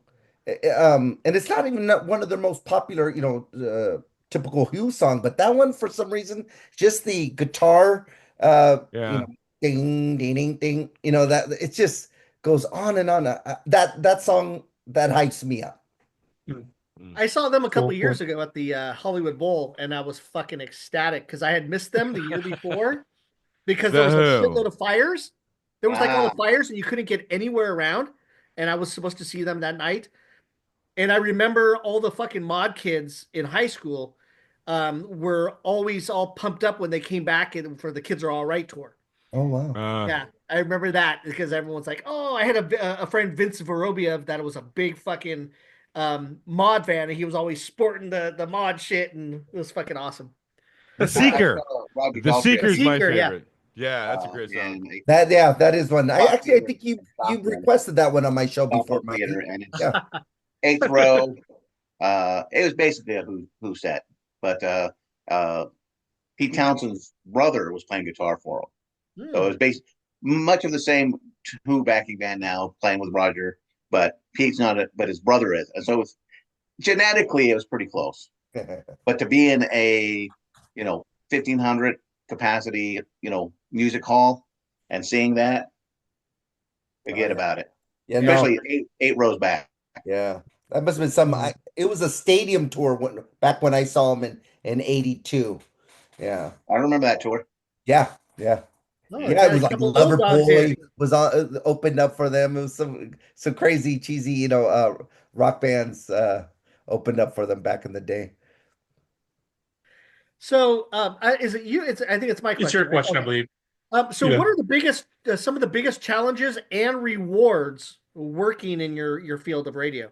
Oh, that's an easy For one. me, it's not being able to crack that number one spot. Ooh. I was number three for a long time. I come into number two. You teeter around. It's just there's so many of us out there. So full I of mean, it, as far as dude. Don't Or give is- me that. it's a love. We all love what we're doing, and that's why we do it. I mean, I am lucky enough that Zuckerberg gives me money now, Oh, Get out of here. and it's like regular money. Yeah, So he gets I 5 get, cents. I get between 5 cents $300 a month. and $800 a month from Zuckerberg. So that's good, and that goes to paying bands to play, or buying records and more records and more records, and putting out a cassette here or there. It's like I was talking to Chuck. He's like, "Well, why are you?" I'm like, "It's giving it back. I'm not changing anything I'm doing. So this money it's like found money. Right. So I spend it, on stuff that I enjoy, and like I said, being able to give back. Mm-hmm. But so joy is just doing it, and I think I know Mikey can attest to this as well. And like when you get somebody who you don't like, the whole story about doing the having Jesse come over, that wouldn't have happened if he wasn't doing the radio show, probably. Right. So he's Exactly. doing it. Yeah. I That's my the first reward. interview- That's the reward. I get the story. My- Jesse my very puked in first my interview, bathroom. and Gil will get a little jealous about this, but my very first interview on This Is Ska was with Jerry Miller. Oh, R.I.P. really? Oh, Yeah. rest in peace. Yeah. So uh, it was great talking to him, you know. And at that point, it was the whole show. We talked, played some music. He picked songs, I picked songs. It was just at that point, I was just like getting into doing the show. So I'm like, all right, we're just going to talk and play music. So I was like, hey, what bands? So he's pulling out the box. Oh yeah, I remember seeing them back in the day. Fishbone. Oh yeah, blah blah. And we're going back and forth. Other bands that he played with, you know, talking about the Specials, talking about bands he played with in the UK. Just, you know, amazing.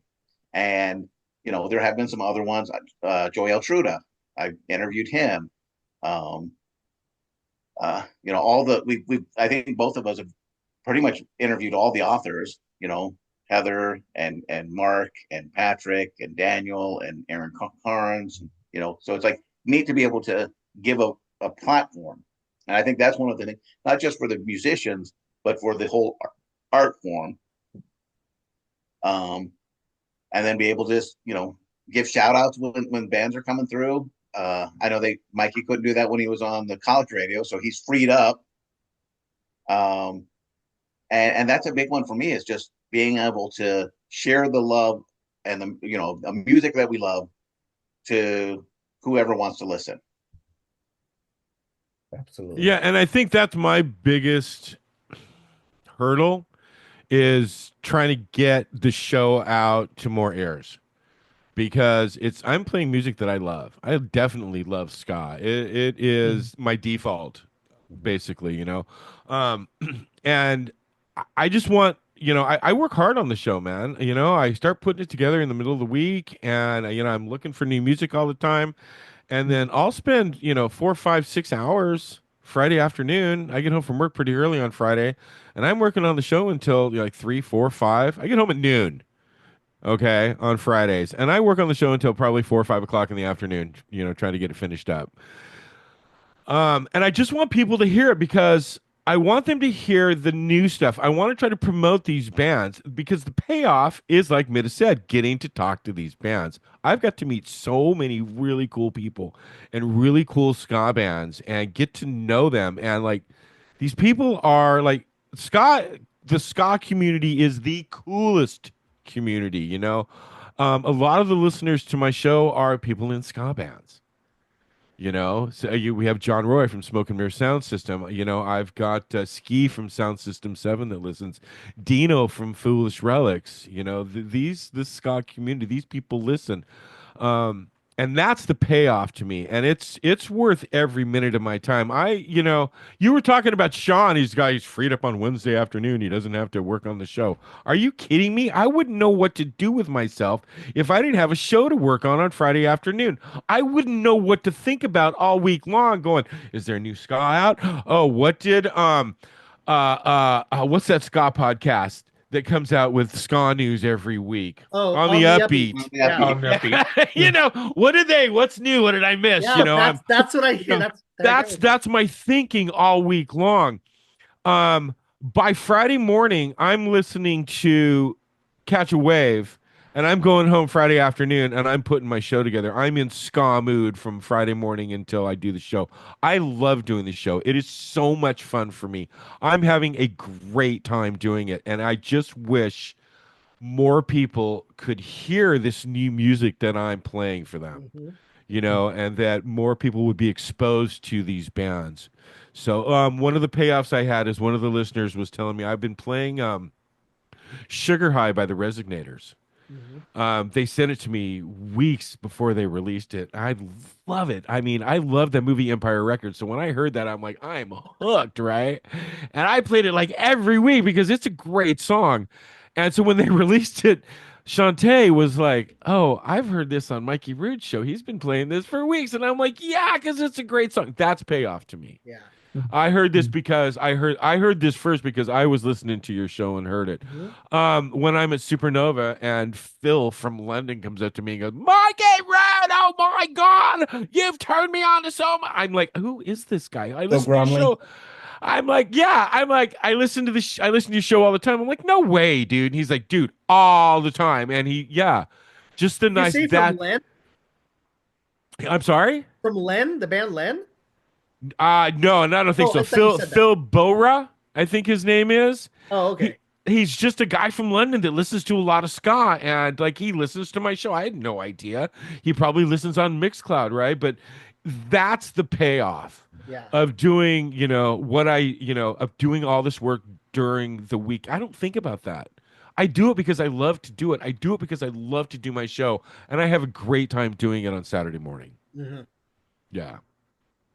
All right, Gil. All right. Well, basically, you said challenges and absolutely no challenges at all. I love doing the show. Like I said, I do 2 shows a week, and it takes about 4 hours, 5 hours total out of my week, which is not a problem at all. The plus of doing the show is what we're doing now. I've got to meet some of the coolest and nicest people.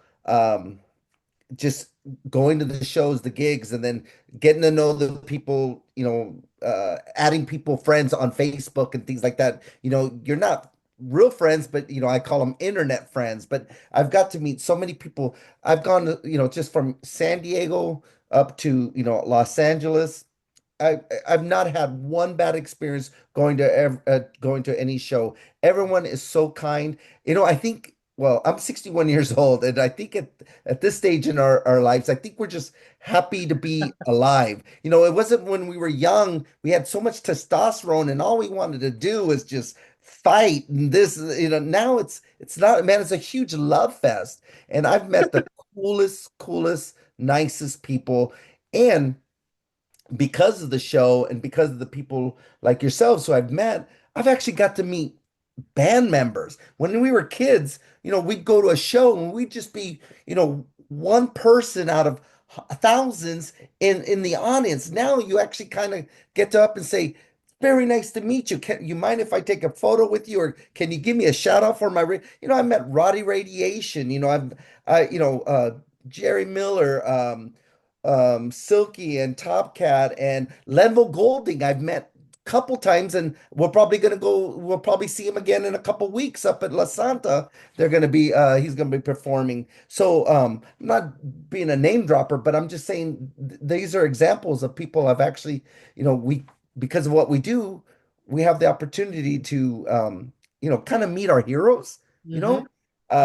people. Yeah, exactly that, Gil. Exactly that. Yeah. Yeah.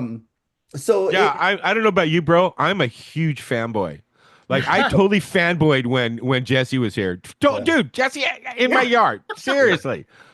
I know it's Fanboy. funny, and I've seen Jesse all around and this and that, and I've never had the balls to go up and introduce myself. I know, right? I don't That's why know you if I gotta get would John to either. do it Yeah. for you. Yeah, you have to get Castro. No, well, no, Castro's there handing them CDs To of sign. that ska band from Indonesia, whatever he's doing. Yeah, But yeah, we get to meet our heroes. I Yeah. mean, I am definitely a fanboy. Catbite. When I interviewed Catbite at Supernova, besides being drunk, I was totally fanboyed on that interview. It was just they're just the nicest people. But They- yeah, Gil's right. We get to meet our heroes. yeah. There's only some people that I total nerd out on. One was Dan Vitelli the other day because I was telling them that he was I was telling the Darren and Trisha last night that he was my first ska man crush. And then meeting Pauline, getting a picture with Pauline. Yeah. Yeah. Just those types Royalty. of people, are just fucking amazing. I've never been able to meet Buster though. I haven't met anyone from Mad Men. I got a picture with Buster. I was able to get one picture Funny with Lori. story. Lee Thompson and me, twice I've met Lee. Okay. Both times, once in the bathroom, another time going to the bathroom. That's where I met Top Cat for the first time. Right next to him. But I'm Right. talking about geeking out. Or Right. something. I got a picture of me and Talina in front of the bathroom at Supernova, and it's like you meet the greatest people at the bathrooms, right? So, That's so funny So, that you said that because and Gil saw it. But recently, I shared a post that got shared by Joe Jackson. Oh, that's nice. cool. Yeah. I was just Yeah, like, yeah. okay, Yeah, I saw that. I love Joe Yeah. Jackson growing up. I still do. I've seen him a few Definitely. times. And so that was just those are the kind of things that, and I'm That's a sure good all point. That's a good Play their point. music and you do it, and then the band shares the post. Yeah.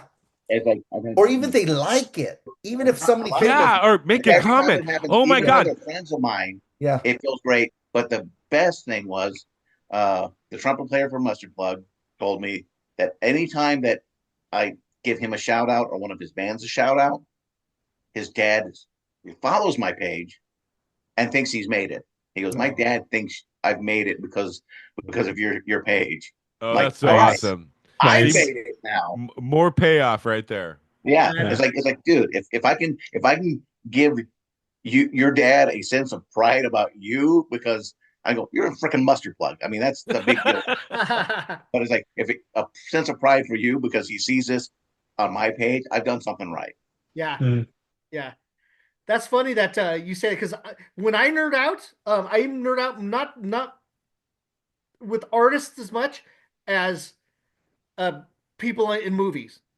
Like I went to Son of Monster Palooza out here in Burbank, and main reason I went is because the guys from American Werewolf in London were going to be there.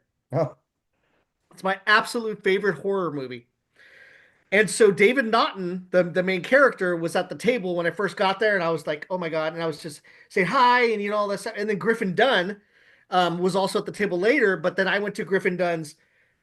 I paid to have a picture. I have a picture with me and them, which is awesome. But I followed Griffin Dunn to his little interview thing. I saw him at the table. I did the photo shoot, and then I saw him in the bathroom.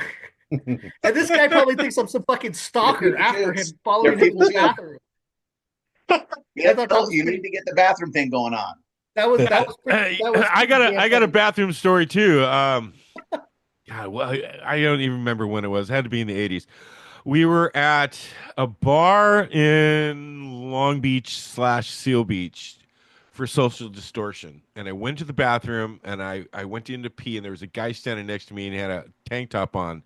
And it said sex, booze, and tattoos. And the guy was all tatted up. And I was like, oh, And his mascara was smeared. I turned around, it was Mike Ness. His mascara was heavy. Yeah, he does drift. He dresses, he's going back to the what's it called, mommy's little monster days. That's how he dressed.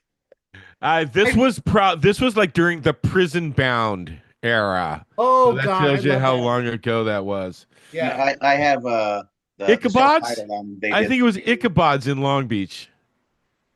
here's that picture I found Clubs. with me and the guys. Oh, very nice, very nice. And that's my girlfriend. I made her wear a werewolf costume. oh, She's good. so, Very she's nice. so gracious to do that. Yeah. He loves That's you. funny. That's funny. Jose, you're up. Yeah. So, what is the toughest part of doing live radio, and how do you handle the pressure? I know Good there's two- question. Well, guess- yeah, because Middagh show he Yeah. puts this together. Yeah, he's not live. Yeah. The hardest thing about Yeah. live is being quick-witted. I'm not quick-witted. I mean, stupid dad jokes come to my head, and I'm trying to make comments about songs and stuff. And that's the most difficult thing for me. I'm very critical about my part in what I'm doing, which is one of the reasons I listen to my show every single week after I've done it and critique it. I will also sometimes I've got the ability to go through and edit things where I've screwed things up. One of the worst things I do, and I really hate giving out bad information. And a lot of times I screw dates up, and I hate screwing up dates. It really pisses me off. And so I've had to go in and edit that stuff out. But that to me is the main challenge of doing something live, is not screwing something up. I want to make sure I'm giving out the right name of the band. I want to make sure I'm giving out the right name of the song. I'm trying to make sure I got the right name of the album. And if I'm giving out any information on gigs and shows, I want to make sure I get the right dates right and so forth. And even still, when I got it written down right in front of me, I still mess it up. Oh. So that's probably pre-recorded. Yeah, right, exactly. Luckily, a lot of times, and Mohawk Mike is on my show. He comes on my show every week.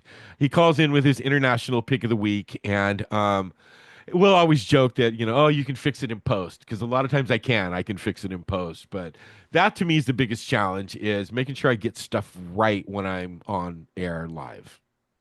That's funny that you said that, because with Dan Vitale, I was talking about Jackie Starr being on the first BIM album, Boston Blue Beat, and he goes, "Oh, no, no." He's all, let me tell you, it wasn't. It was Lauren Fleischer or somebody else. And I said, "Holy shit, I didn't know that."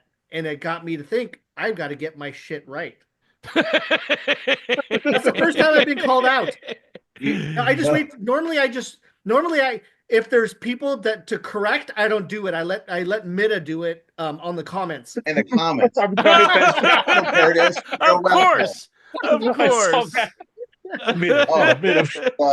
The one with Monkey. Yes. I don't know if Curtis was just. I got a call on this one. Okay, Middagh had to call me to break this one down for me, just so you know. No, it was so much.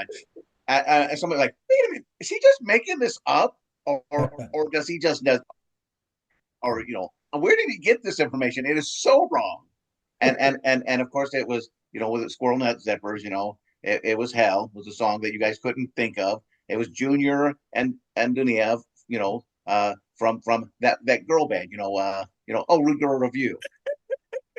Middagh was so flustered. Middagh was so flustered when he first listened to it that morning, he called me. Yeah. What is this guy? What's he doing? Because he called me afterwards, bro. And Curtis is the nicest guy. The whole story of Punch the Clown. Yeah, that was real. Other than the dumpster, the label, Raj Records. It's not a guy named Raj, but Raj is out of Sebastopol, North Bay, Petaluma area. Fine, but the band was from Davis. The label was from Davis at that time. Where 20 years later, okay, people move. But he's like, oh yeah, from Davis, and he starts telling the story, and that whole story of garbage finds, and like the songs, all but one song, were off of the first albums. It was the best of, but remastered for vinyl. Mm-hmm. That one they did send me a copy of, which I appreciated, but I used to book the band back in the day as well. Did we? Oh, I think we were at Gil right now. We're at Gil. Yes, Gil. Okay. Wasn't the toughest part of going live? Yeah. Live radio. Hold on, Gil's going to answer his question. Yeah. To me, I think there's two things. I hate having microphone issues. Somehow my microphone wires is just real tricky. So if I touch it the wrong way, it's just going to go off, and then all of a sudden I'll have to use the laptop microphone. So just technical difficulties. And then the other thing is like you guys were saying, giving the wrong information. What it is I'll give the wrong name or the wrong band, or I just don't know it. But there's always one person in the chat, John Castro, will right away correct me, which is really cool, because then it gives me the opportunity. I'll go back, a few songs later and say, oh, John Castro just corrected me, and I go, you bastard. But he's actually looking out for me. But I think that's you know what though, that's what's cool about having the live chat though, right, Gil? Is because you can right then and there go on air and go, you know what, I stand corrected. According to Mr. John Castro, this and this and this and this. So yeah, it's really nice having that live chat, and people can't call, and it's funny, like you'll say things and they'll come back and hit you back. So anybody should listen to mine and Gil's live show just to join the live chat. Yeah, sometime, right? I love it. It's fun by itself. Yeah, it is fun. Yeah, because we talk. It'll go on a tangent. They'll be sometimes it does. Yeah. Just like this show. Exactly. I think Jose had the question. I think that was my question. That was his question. Oh, that was his question. Oh, I'm sorry. Now, what advice would you guys give to somebody looking to get into radio DJing? Don't do it. Don't do it. There's enough out there. No. If it's something you want to do, just do it. Don't worry about if you're going to be good or not. Don't worry that it may be a little rough at first. We were all rough at first. I listened to my first show and and this was coming Yeah. back. I'd done it, like especially because I'm doing it all from home now. Yeah. And it'd been the delay from college when I first came back, slow and sluggish a little bit, and it's like there's those points where like, oh yeah, okay, this is you're trying to think of like Mikey said, what is a clever thing to say or whatever. You're trying to be off the cuff, and sometimes or doing the interviews, sometimes it's like you ask a question and sometimes it is that same thing like you said with Dan. It's like you think it's one thing and it's something else, or um, sometimes they remember it, much like Curtis did, it wrong. And uh, I listen to my little brother's show in Defense of Ska sometimes, and same thing. There would be like when they did the one with Mike Park, and he's talking like, no, that wasn't. This was this. I did merch for Ganker Pickle for a long time, so I know a lot of the history. I didn't do drugs. I didn't drink back. If I'm working, I'm not drinking. So I remember these things, and I'm just like, oh, I want to scream at it, but you just do it, and at the end of it, it's out there. It's fine. Your passion will go through, and eventually, anything else, the more you do it, the better off you're going to get. You can literally, if you want to. I know Mikey did this with Mixler. It's a new medium for him, so he did a couple test runs before he put it out there in the world. He's like, I don't want to go live and have a bunch of issues. And sometimes, and we've all like Gil says, when you're doing it live, there will be glitches. Your mic will be off, or your mic, glitches for a moment, or you play the wrong song, and but just roll with it, enjoy it. The audience is just enjoying it, and we do consider our audience an extended family. So if they point something out or they give you grief on it, it's just fun. So honestly, if you have a laptop, you can do Audacity, just do that, or you can go on Mixer, which actually has the capable Podomatic. You can actually do it live on there. So there are options that are I very think Mixler does inexpensive too. or Or free. Mixcloud. Mixcloud, yeah, there's a lot of resources where you can do it for next to nothing. I've upgraded with a better Shure microphone. I see Mikey has a nice microphone, Gil. But it's like when first few years, I was just using the one on my computer. I was like, okay, this is what I got. Um, I got a interface. I have a few other things that I've invested in. The interface mainly I got so that if I do a call in, I can just go right through the interface on my phone and not use Zoom and have to worry about paying for it or a time frame. So I kind of agree, but I also kind of disagree with Middagh. I've listened to a few DJs that really suck, and I don't know why they're even on the air. I mean, what is actually seriously? I listened to this one from Utah. She's got a show called Rude Awakening, and she's horrible. She mispronounces band. I heard them a week ago or so. She mispronounces band names. She mispronounces songs. She doesn't back announce. Like the last half hour of the show, she doesn't back announce anything sometimes, and I'm just blown away. So, I mean, you want to be talking about yourself while you were in Utah. You're talking about somebody else. No. She's on KRCL in Utah on Wednesday nights, and the show's called Rude Awakening. She's two DJs, and they play ska and they play punk rock and whatever else they feel like. She's a horrible DJ. I'm sorry. I would think that somebody. That's pretty bad too. I would think that if somebody wanted to be a DJ, they have enough interest in music that they've like listened to music like Gil and I have, like Middagh and I have for years. We've grown up on music and we've had our thing, and you just love it so much that you're willing to do this. I listened to another DJ out of Dallas, Jamie Brains, and she does a rockabilly. It's called Rock and Roll High School, and she does a lot of more countryer rockabilly type stuff. But she's there. It's community radio every Saturday morning doing it because she loves to do it. Just like I'm here every Saturday morning doing it because I love to do it. Just because Gil's same thing, 12:30 on Sunday afternoons because he loves to do it. So somebody new, I would think, has the same desire. If you have that desire, then yeah, get into it. Definitely get this music out to more people. More people need to hear this music and be a part of this community because this community is positive. And no matter what anybody says, politics has always been a part of ska. Okay, it's part of the deal, and be a part of this community. And there's gonna be a band that you're gonna like. There cannot be. You can't just not like ska. I don't know how people can just not like it. Right. They haven't listened to it. If they don't like it, they haven't listened to it since the '90s. That's And they didn't listen to it in the 90s. Yeah. But if anybody does, like, if somebody came to me and said, "Hey, I want to be a ska DJ," I would help them out the most. Whatever you want to know, just because that's the way Middagh was with me. That's the way Gil was with me when I went to Mixler. Yeah.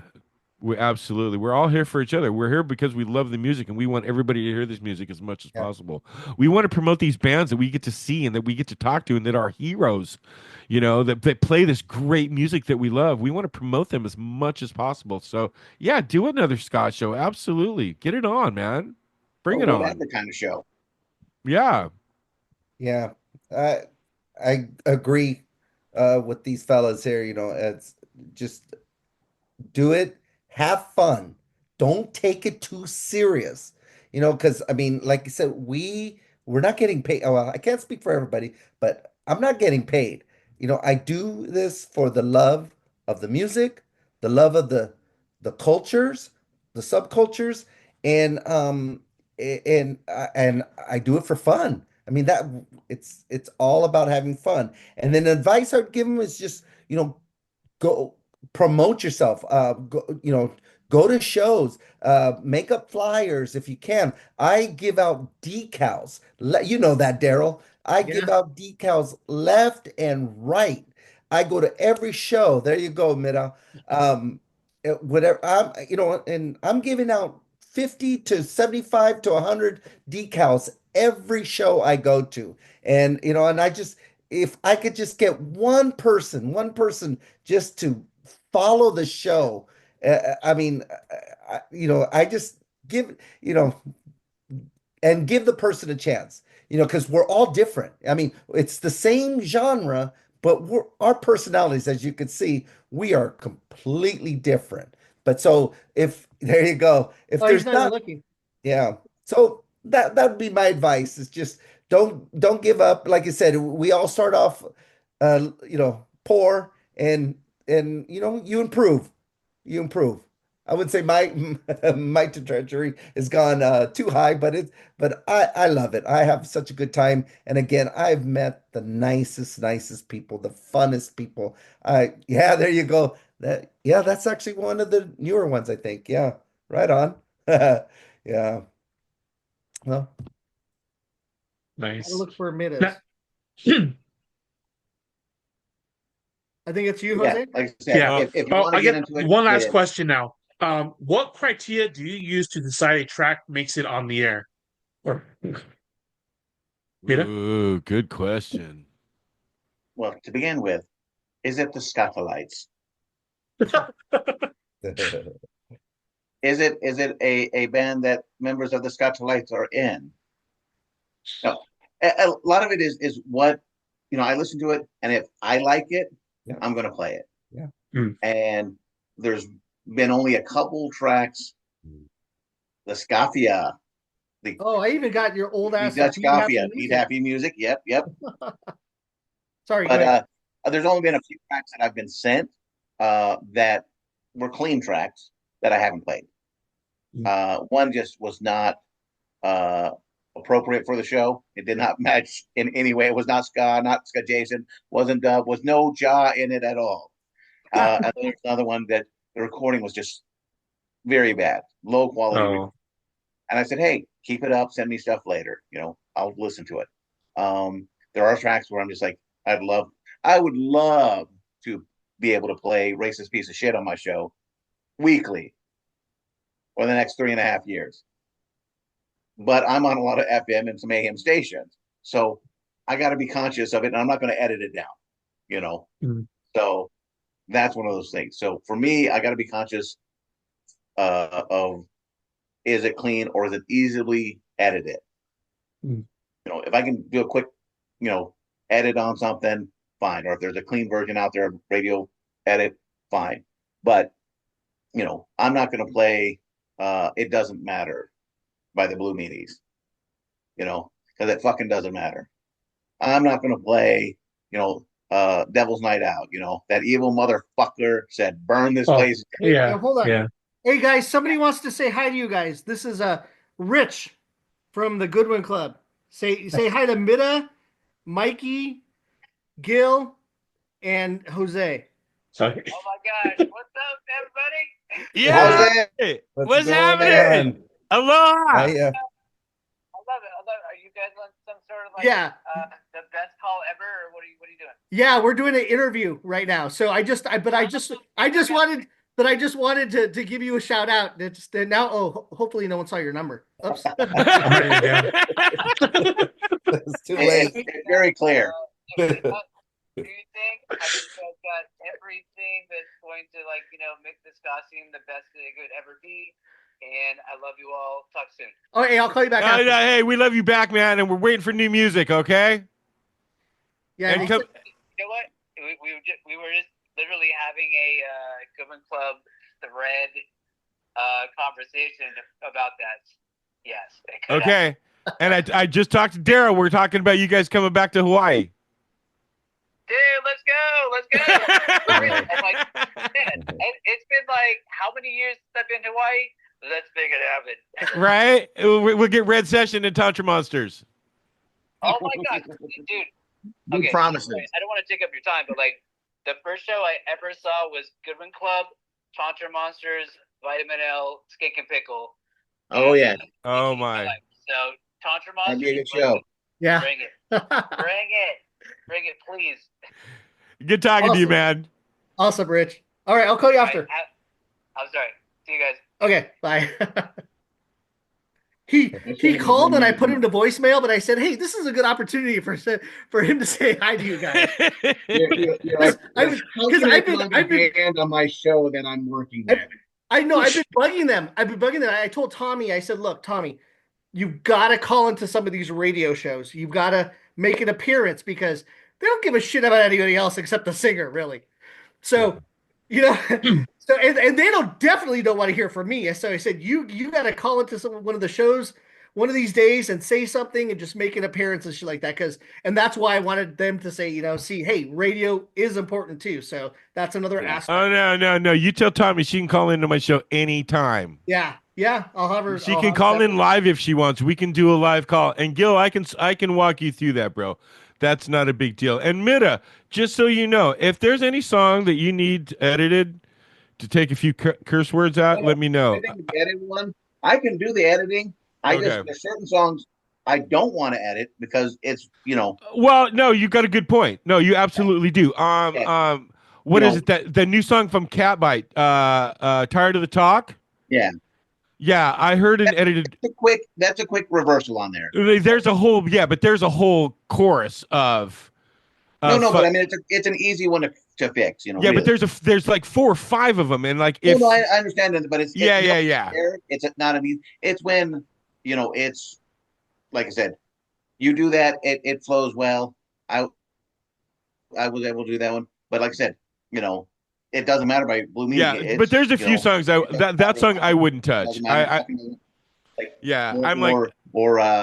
got Tourette's, and like I said, how am I going to take evil motherfucker and take motherfucker and take that out from the Boss Tones? Like, you can't. There's enough other songs for those bands that are clean or easy fixes that I can. If there isn't, can you reverse it? Because a lot of times I will take it. I mean, I could, but some of my a lot of times I'm not even mess with that one. I'll take. Yeah, no, I agree with you. Yeah, okay. Some of them is just like it. I feel dirty, messing with their art. Yeah. Yeah, that's like I say. Tired of the Talk. Certain ones like same way. Yeah. Like, this is your song. You want to play it, I'll play it, but I'm gonna click it around. It's not so having the curse words in certain ones are not so important. Not saying that it's not there, but it's not so key to it. It's really nice. It's really nice for me that I'm not on the radio now, and I don't have to worry about that. Yeah. That I can play those songs. There's some songs that are still just too much. It's a little too much, and it's like or it's a little too hard. I kind of enjoy about doing the bonus episodes like I did my Irish, Right. Patrick's Day one. When I do the bonus episode, I don't have to worry about that. I just play whatever I want. Because long, you just throw that up on Podomatic. Yeah, Podomatic. Yeah. I did a Klimber. It was 35 minutes. Yeah, no, it was great. And then like there was great songs. I pulled a song off of that to play on my show last week. Just but I was exactly. Just like, I had to remember. I was like, what song did Mill Ticket do? They did a bunch of songs. I had to find like, oh yeah, that's it. On Lisa Marie, the Asian Man EP. But yeah, I mean, that's one of the for me is making sure it's clean. And sometimes something will slip through. And the nice thing is the first time it plays, for me, it's not on ear. So sometimes I'll do it. I think I got it all, and then I'll be listening to it on a streaming one, and I'm like, oh, okay, I need to. The next one, I'm able to switch it out. It's the local station, so I can just switch out the segment and be good. And I'm like, hey, and if it, like the other FM stations or AM station, I'll just, hey, I sent you the wrong version. Can you, put this one on? And if it's a streaming one, I'm not worried about it. It's like, yeah, exactly. I try to keep continuity for all of them so that, if you listen to it in the Philippines or in New Zealand, it's the same show. And like I said, one of the great things about having our ska community, our ska DJ community is, like I said, a lot of us were already, had become friends, but doing the submission list. Well, once again, everybody send your tracks to us. We want to hear them. We want to play them. Yeah, absolutely. Is hearing the songs across the gambit of shows, except for that one from Irvine. I wasn't frozen. I was just Mikey. I always say I only play the skank and the ska and the rock and the rock steady, and I actually am looking for skankers. You were talking about we asked the question earlier about songs that get you going. That's what I want to play. That's what I want to play Saturday morning. I want songs that are going to get me going. So but then again, there's some of the rock steady. I really dig that stuff too. As I'm getting older, I really dig that stuff. Mm-hmm. So, it just depends on if I like it or not. If a lot of times, if I've interviewed the band, if I'm friends with the band, they got a new song out. Yeah, throw me that song. I'll play it. I'll play it once. Then when I listen to the show, if it didn't seem to work for me, then I probably won't play it again. But if it seemed to work, then I will definitely play it more.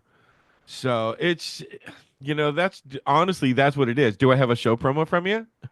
Because I might, Did I tell you, Daryl? Didn't I tell you? I know you did. Promos. Yeah. And that's funny because I was just talking to Rich and Tommy about it today because they're going to actually get it done soon, getting those bumpers.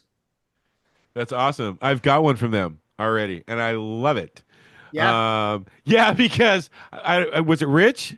Was that the guy that we was talking to? Yeah. I think that may have been him. That may have been him with that I had that I did the interview with, and he was like, with Mikey Rhude with an H. Yeah, I managed another band that he was in before, called the Hippos back in the yeah. So he was in the Hippos. What's that? He was in the Hippos. Okay. Yeah, he was in the Hippos. We toured. I know Rich well. We've toured together. So nice. Nothing better than touring with somebody to get to know their. But yeah, it's like is it new? Do I have a show promo from you? Is it a skanker? There's some songs I listen to that we get in the email minute that are just like not playing that. No. Yeah, sometimes it's a little too dubby. Sometimes it's a little too reggae. I really try to stick to ska. Yeah. I really try not to vary into too much reggae. We get it there, and the reason is because when I started the show, I was on the radio here in Hawaii. We get a lot of island reggae, the newer reggae bands, the Cali reggae, whatever you guys, surf reggae, however whatever the name of the genre is. There's enough of that. I'm not playing that on my show. Okay, I'm playing ska. Yeah. This is what I'm looking to play. So I really try to stay away from that more influenced music and stick more to the ska it has punk. To be really good and a skanking reggae track. Yeah, so I like the ska punk, but then again, some of the harder stuff I don't like so much. It's just a little too hard. Maybe it's I'm getting old, you know. It's too if it's too loud, then you're too old. Why you don't like the Omnigon? I don't dislike the Omnigon. Why you don't like them? I It's don't just not as dislike powerful. Omnigon, but there's Brother Adam, he's a good boy. some certain ska punk bands that are like they're not ska core. I'm not into ska core that much. Like a Hans Gruber, that type of I thing. don't know. Hans Gruber, they put on such a good show, and they're such nice people. Not a whole lot of songs but there's a few songs of theirs that I like. But yeah, the more harder ska core stuff is not really what I mean. Like I say, I'm a little bit older, so I've kind of slowed down a little bit. I still like the hard, fast stuff, but you know the rocksteady and the stuff that John Roy's putting out from Smoke and Mirror Sound System and some of these slower rocksteady bands. Free Coasters, one of my favorite bands. You know, Oh, some I of love those that. things. Claire has such a soulful fucking voice, man. Really, yeah. No, Great live. and like Dunia's been doing some songs for John, and she's got a beautiful voice. Jules from the Bracers, they covered Shaka Khan, and she nails that song. Her vocals on that song are awesome. So it's like a lot. Blondie for the new Tim Her anthem. Yes, yes. I'm looking forward to that. So it's really more my taste and what I like. So what I'm stoked about is that there's so many people listening, that there's the people that listen obviously have the same kind of taste that I have in the ska music. So Gil? Yeah, wow. There's not really much for me to add to that. No, I just play the music I like, the music I grew up on, music I got turned on to. I listened to mod radio, listening to my friends DJ Krigo and DJ Gav over in England. And then request. It's all about the request. With me, it's huge. I love interacting. Yeah, that's a big part of Gil's show. That audience participation really pulls people in. They really dig.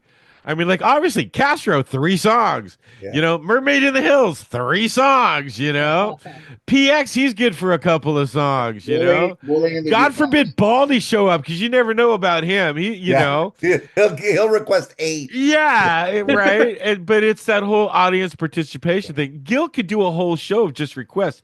I don't know if he could handle it mentally. Good point. Good point. Because at the same time, I'm trying to. Somebody was saying work in the controls. Yeah, there is no other team. It's just me. So I'm like, okay, right. Yeah. And I hear a lot of shows go, oh, well, we this and we that. And I'm like, we nothing, man. This is me, bro. Yeah. I'm the only one doing this stuff. We're all DJs of one. Yeah. But I love it. I wouldn't have it any other way. I would not. I couldn't do it without doing it live, and it's just so stagnant. I mean, I hate to say this, I'm almost putting myself down, but I do a show for an FM station, and you got to follow a certain format, and you got to this and that. So I'm not, I see some people on there live, but I'm just kind of like, hey guys, just FYI, I'm taping for an FM station, so it's not. I love to say, hey, what's up, John? Or what's up, Baldy? Or what's up, PX? You're listening. I got Paul Harry Shue listening from right outside of London. I got Shantae in Kansas. And go on and so forth. But I would recommend for that when you do that show for Pirate Petty, you can, if they want to request something, you want to, hey, this was requested by. Yes. Yeah. I have. Yes. I have slipped in, of course, Castro. That guy. Yeah. I've slipped that in, but yeah. Ska super fan, John Castro. So what happens if there's like a song someone requests that you don't have? Oh, finds it for next week. Great question. Well, I'll just go real fast. So I always say this: so I have my library. I pretty much have the whole library of Apple Music, right? Then if I don't have it, I tell them, I write it down. I'll download it for the next show, and I'll play it on the next show typically the listeners that I have, most of them are very they join me almost religiously every week. You get that? I'm sure Mikey does the same thing. You have I wish it was a large amount of people, but a small amount of people that will uh, religiously join the show weekly. Yeah. So I don't know, Mikey, what do you do if you get requests? It depends on if I like you or not. And it comes down right down to it. Seriously, I mean, and what are you requesting? Is this a good song or is this, Oh, wow. when I know right, dude. Yeah. My show's pretty much set. I don't really take a lot of requests. However, if somebody does pull up a request that I don't have in my library, I can actually go on YouTube and see if I can find it real quick, and I can download it from YouTube and edit it real fast, and then I can pop it into the show. But you're talking, I'm going to have to do this while I'm doing the show and on the chat, That's what I and say. Yeah. it's like, so honestly, how much do I like you, and how good is your song? So, when I was on the radio station, it was a little bit different. Somebody would actually call in live. Oh, I'm listening to your show in Waianae, bro. Dude, I'll play your tune. Hell yeah, man.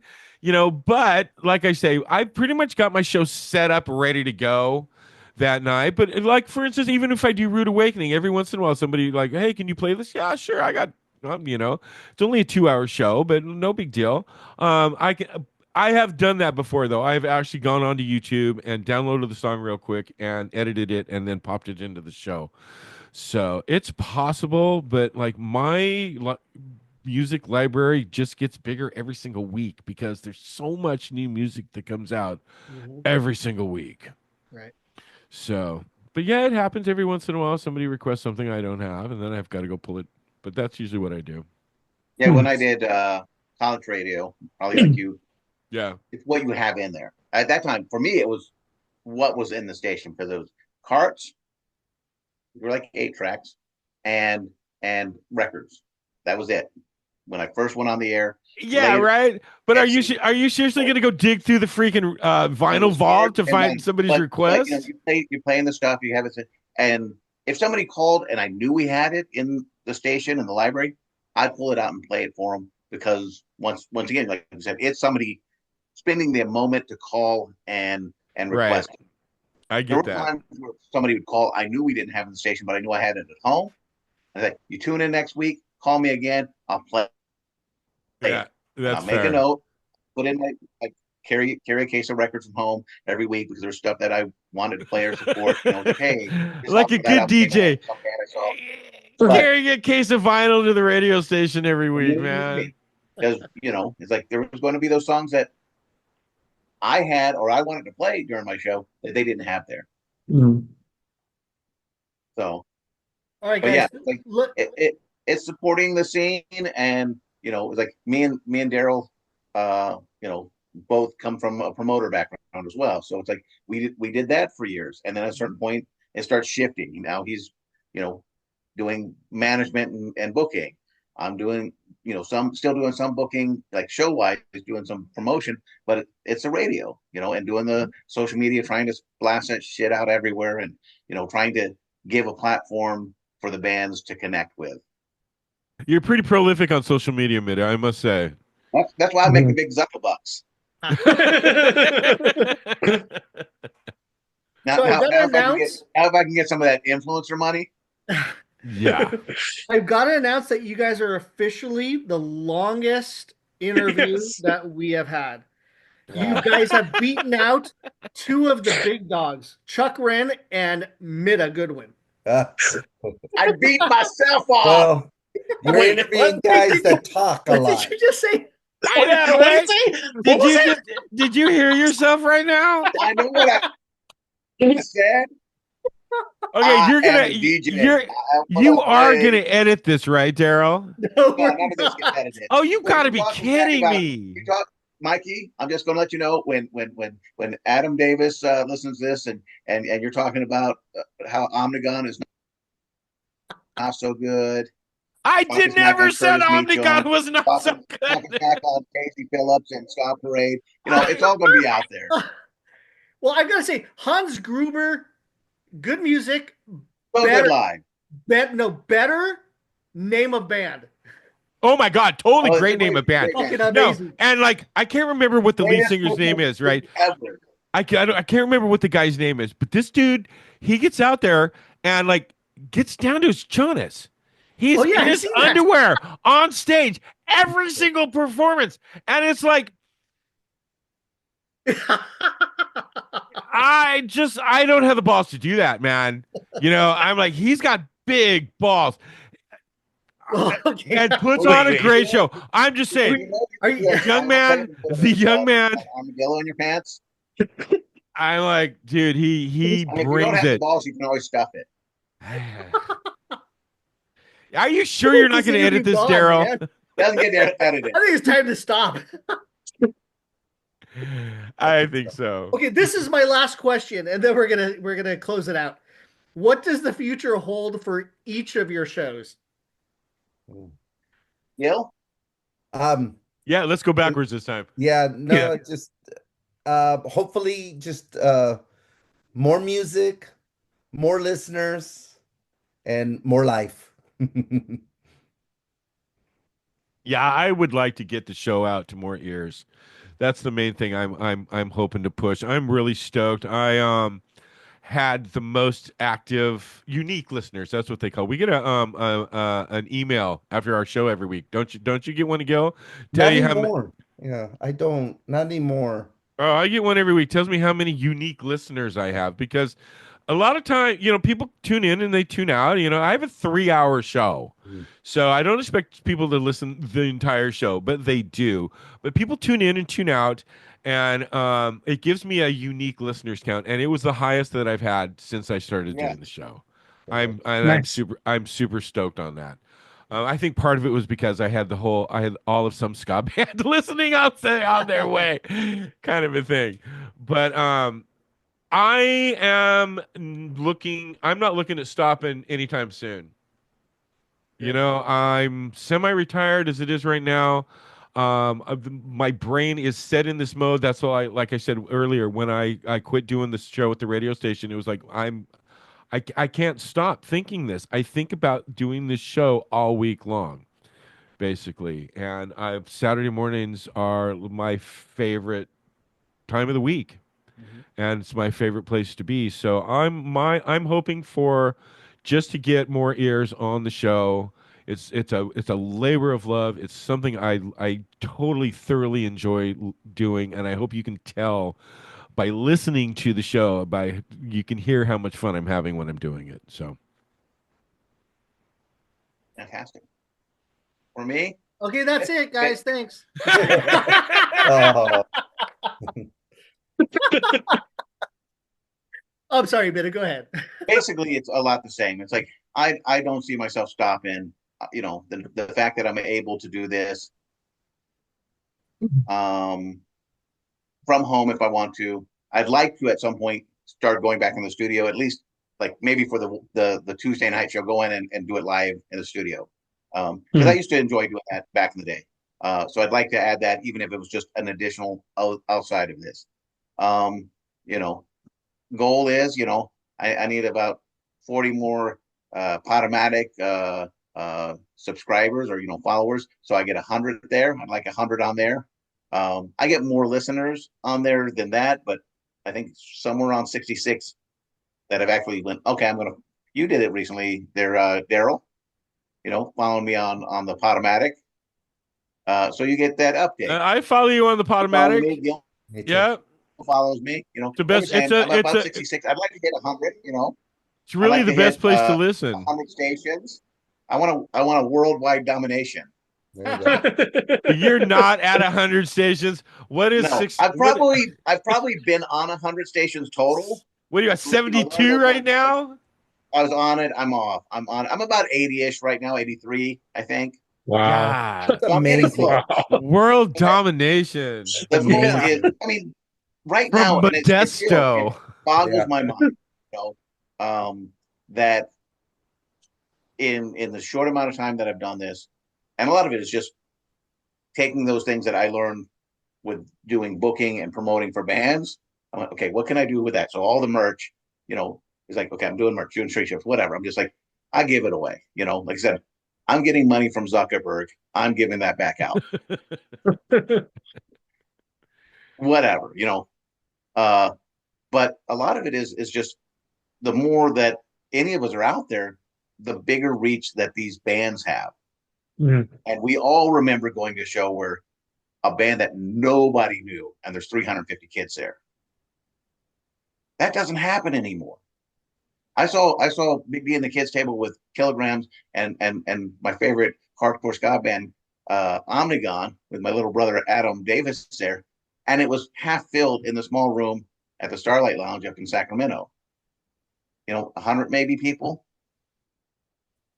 I'm like, where is everybody? This is such a good show. And the first time the Kilograms on the West Coast, it was like, so it's important that we all of us, champion each other and push it further. I love what you guys are doing. I'm sorry Junior wasn't here. He would have schooled us all, and this would have been another 3 hours long. So probably good. But that guy in those interviews are so amazing. What him and Eric do. Mm-hmm. I love, like you mentioned, on the Upbeat. It's like those guys are so great. So Right. They're doing their thing. The Checkered Past up in Canada. So there's this whole network of people who love the music, mm-hmm. and in one way or another is supporting it outside of being in a band or even promoting shows or even going to shows. Like, we're all trying to elevate it, and as they say, rising ship or rising tides, rises all boats. Rise up, right? Exactly. Yeah.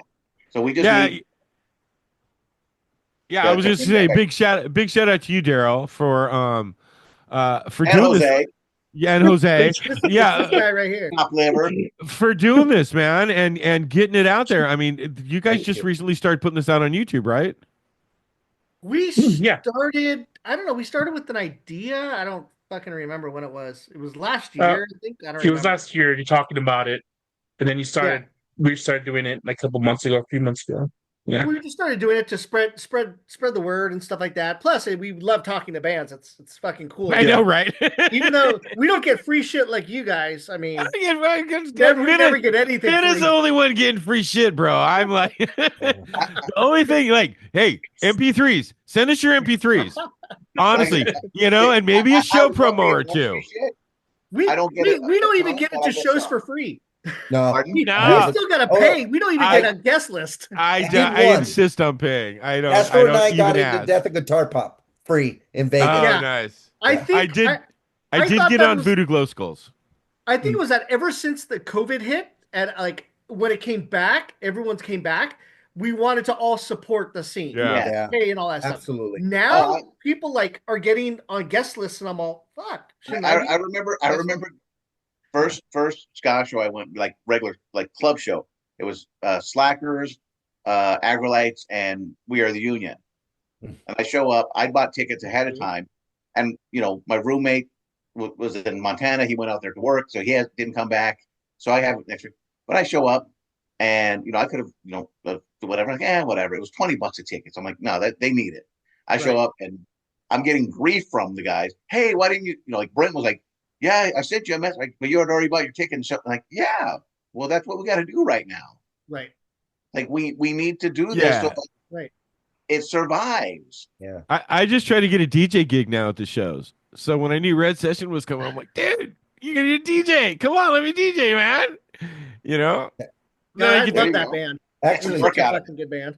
If I could just piggyback of what Mikey said, I got all my mobile equipment too. So anybody who enjoys Twist and Shake Radio, all the music I play, I would love to play live at any breweries, any bars, any restaurants that have a patio, anything. I'm cheap. Yeah, I mean, they need bands need DJs to open for shows. They need a DJ to play in between bands. And that's what I do. I've done it at Next Door here in Chinatown. I've done it at the Underground Lounge. I'll even do punk rock shows. Brewing in Ceres, California. I did, yeah. When we had the ska DJs all hanging out there, yeah, we did it there too. So I mean, Yeah, I've even got the sound system. I got the whole thing. Me I too. can do I a got my local own PA tune. I'm just going to put it out But, there. If anybody has bat mitzvah, bar mitzvahs, quinceañeras, sweet 16s,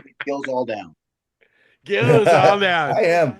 He'll I play Yeah. the am. ska. He'll 'Cause play the ska. I'm about to the retire. boogie, the Oh, reggae. I have time. And I am a certified Dudist priest, so I can perform wedding Did you say ceremonies. you're a So certified Judas priest? if y'all want to come to Hawaii and get married here in Hawaii and have a ska wedding here on the beach, let me know.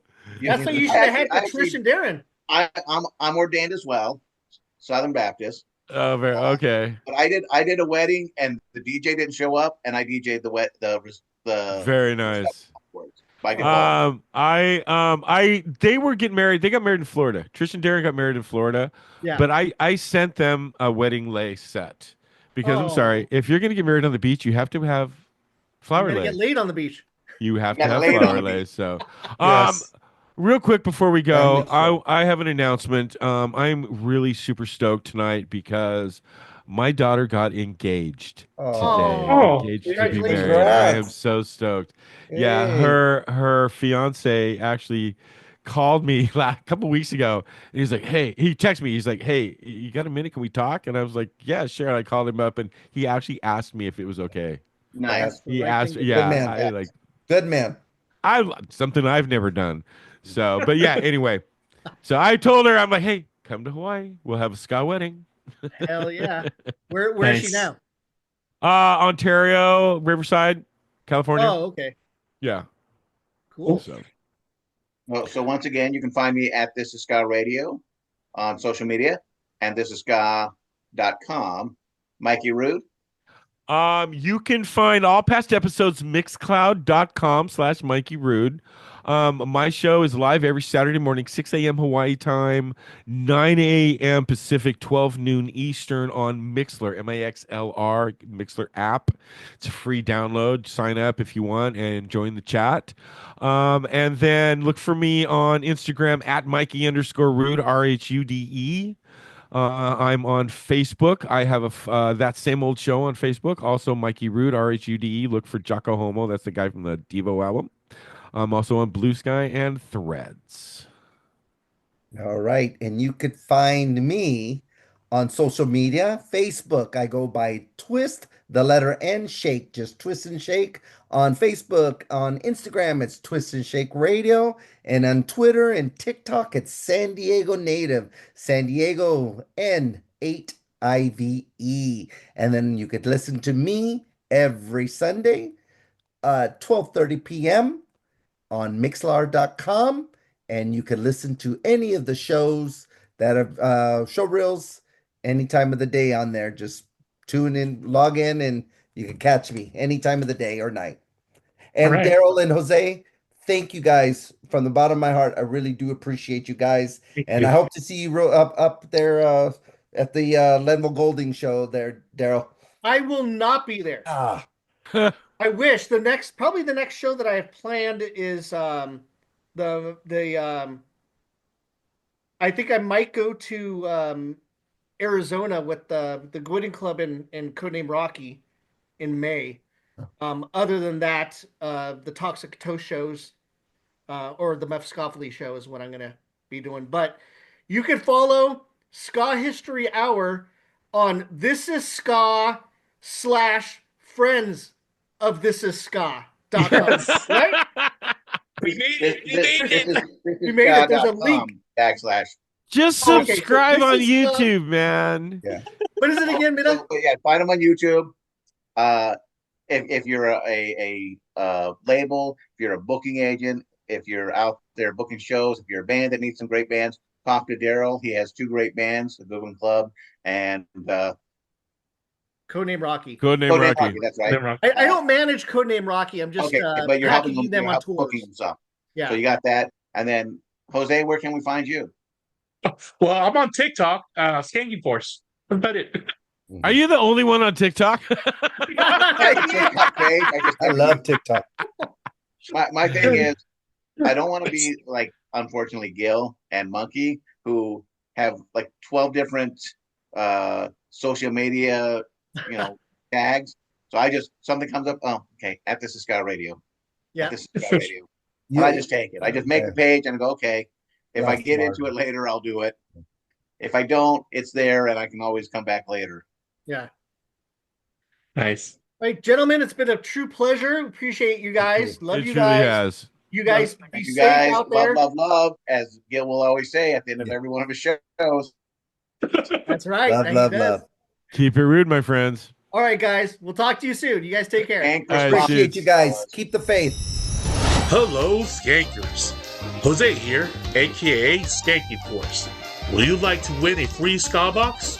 It's as easy as following Ska Box Rocks and Stiff Dog Records on Instagram and Facebook. And subscribe to Ska History Hour on YouTube and comment Ska Box Rocks in any video to enter. Good luck!